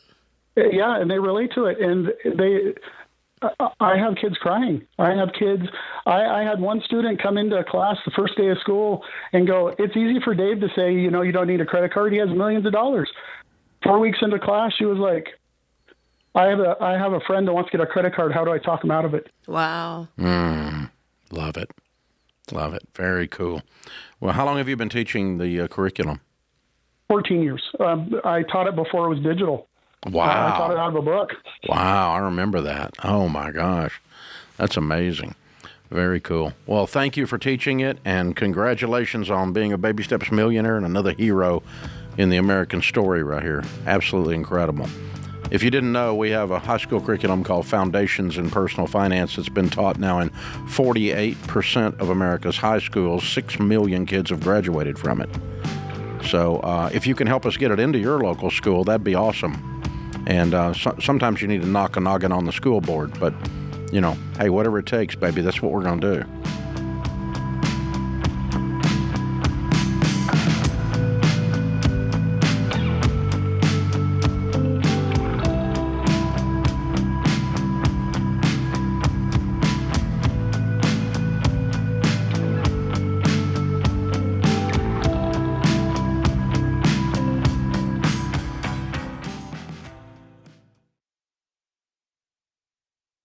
When I talk to people on the Ramsey Show, 90% of the problems I hear come down to one thing: not having a plan. They're not living on a budget. They have no idea where their money's going. Money is just happening to them instead of them happening to their money. And guys, that is so normal, but it doesn't have to be normal for you. And that's why I want you to go download our Every Dollar Budget app. Every Dollar not only helps you tell your money where to go with a budget, it also builds a plan to free up extra money so you can pay debt off faster and start building wealth. And the best part, your plan is completely personalized to your life. It's the same advice that you would get if you called the show. And it's right in your pocket. So don't keep living normal. Go download the Every Dollar app, answer a few questions, and get your plan today.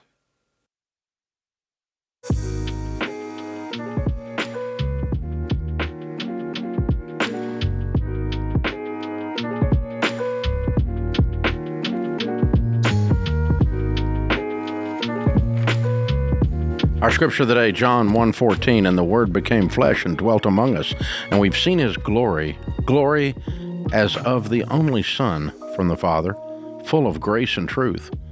Bill Murray said, people are like music. Some speak the truth and others are just noise. Oh, Mia is in Seattle. Hi, Mia. How are you? I'm great. How are you guys? And thanks for taking my call. Sure. What's up?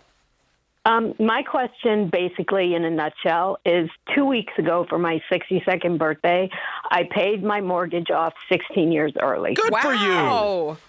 Well, all my friends are telling me I made the biggest mistake of my life. And now I'm really terrified that they're correct, given the current market situations and things.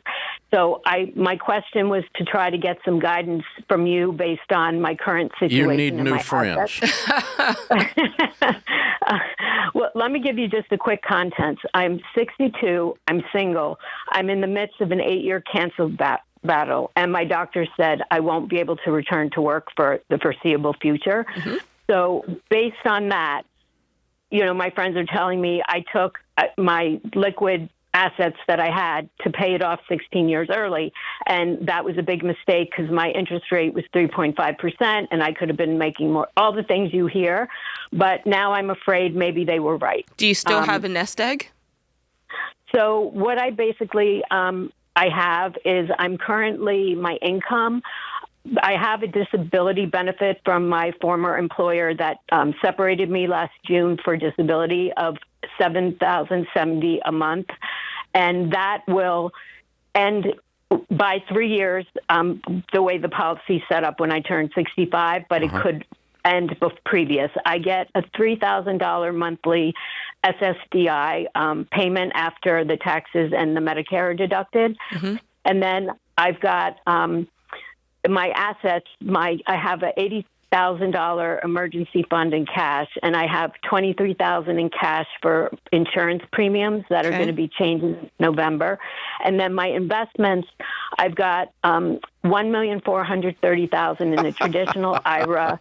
You're okay. Your friends are morons. And I'll go a bit further. They're talking about a stratosphere that they've not yet entered. So how can they know? You're the only stop for a minute. You're the only one who's actually done it. So don't you think you have a better frame of reference than they do? They've only had debt. Right. So I'm debt free. I've got 218 You're a in a debt-free Roth. multimillionaire. You're okay. Calm down. Okay. I'm just, with the current situation. Current situation's what? Are you? If you're not in Iran and being bombed, I think you're okay. You are in Seattle, but because I can't go back to work like I'm going to be on. Yes, honey, you have a $10,000 a month income and $1 million. That's your current situation. Okay. You're okay. Okay. Well, I was worried that I'm really not okay. What do you think is going to happen? What? How would you not be okay? What current situation are you referring to? Well, so for example, my medical is going to change in November because my secondary is my premiums are going to go up really high. You have $1 million. But the $1 million really doesn't. They tell me go very far. Yes, it does. Days. It goes a long way. Because it's making $100,000. Is it invested in good mutual funds? Well, yeah. So the traditional IRA is that, and then I've got $218,000 in a Roth. I've got $170,000. Is all of that invested in good mutual funds? Yeah. Yes. Okay, so it's all going to make around $100,000 a year that you're not even touching. Right. So I basically structured, how the 4 buckets that you advise. They're in the traditional and the Roth because I have to protect against Irma. So any capital gains I make stays in the retirement. Good. And then I've got $440,000 in municipal bonds and $342 in some core equities that's managed. So, but I'm trying not to touch any of that. You're not touching any of it. You have a $10,000 a month income without touching it. And you're going to have that for the foreseeable next 3 years. Well, the long-term disability benefit, the way my employer wrote the policy, it could go away before 3 years, but the max I have left on it is 3 years. Yeah, and depending on whether you remain disabled or not. Yeah. Right. Even if it went away, you'd still be okay. Okay. You did not make a mistake. The only mistake you made was in choosing your friends. Okay. Or in listening to them. I have some friends that I actually like that are also not smart, but that's okay. Okay. But they're all over me. I just looked up how long it would take to wire the money and have it clear so that I got my letter saying the write-off was closed on my birthday because for my present for myself, I wanted a debt-free scream. Good. So I told my friends, and then I was in tears because they were like, that's ridiculous. And I just think that's jealousy. I do. Okay. Well, or idiocy or both. Yeah, who in their right mind, when somebody has done something incredible like that, would not celebrate them? Even if it's not your personal choice, that you wouldn't celebrate what somebody else views as a personal accomplishment, and it's zero detriment to them. Okay, so, but I still have like a $600 a month HOA, so I have, a lot of expenses. Hey, Mia, but I guess, Mia, your worries and your math don't add up. Okay. Your worries are a 10 and your math is a 1. Or let's be as logical as humanly possible right now. Who do you think knows more about this situation, Dave Ramsey or your 3 little buddies at home? No, I get it.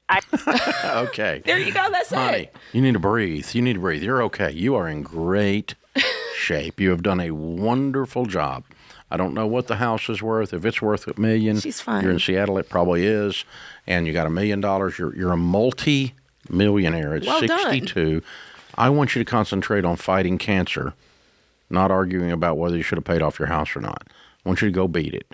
Go beat the big C. Yes. And live your life, kiddo. Wow. Matthew's in Phoenix. Hey, Matthew, how are you? Good. How you doing today? Better than I deserve. What's up? So my question for you is, I'm recently going out on my own business-wise. I'm in home remodels. I've been doing it for a long time. I'm just trying to do it on my own now.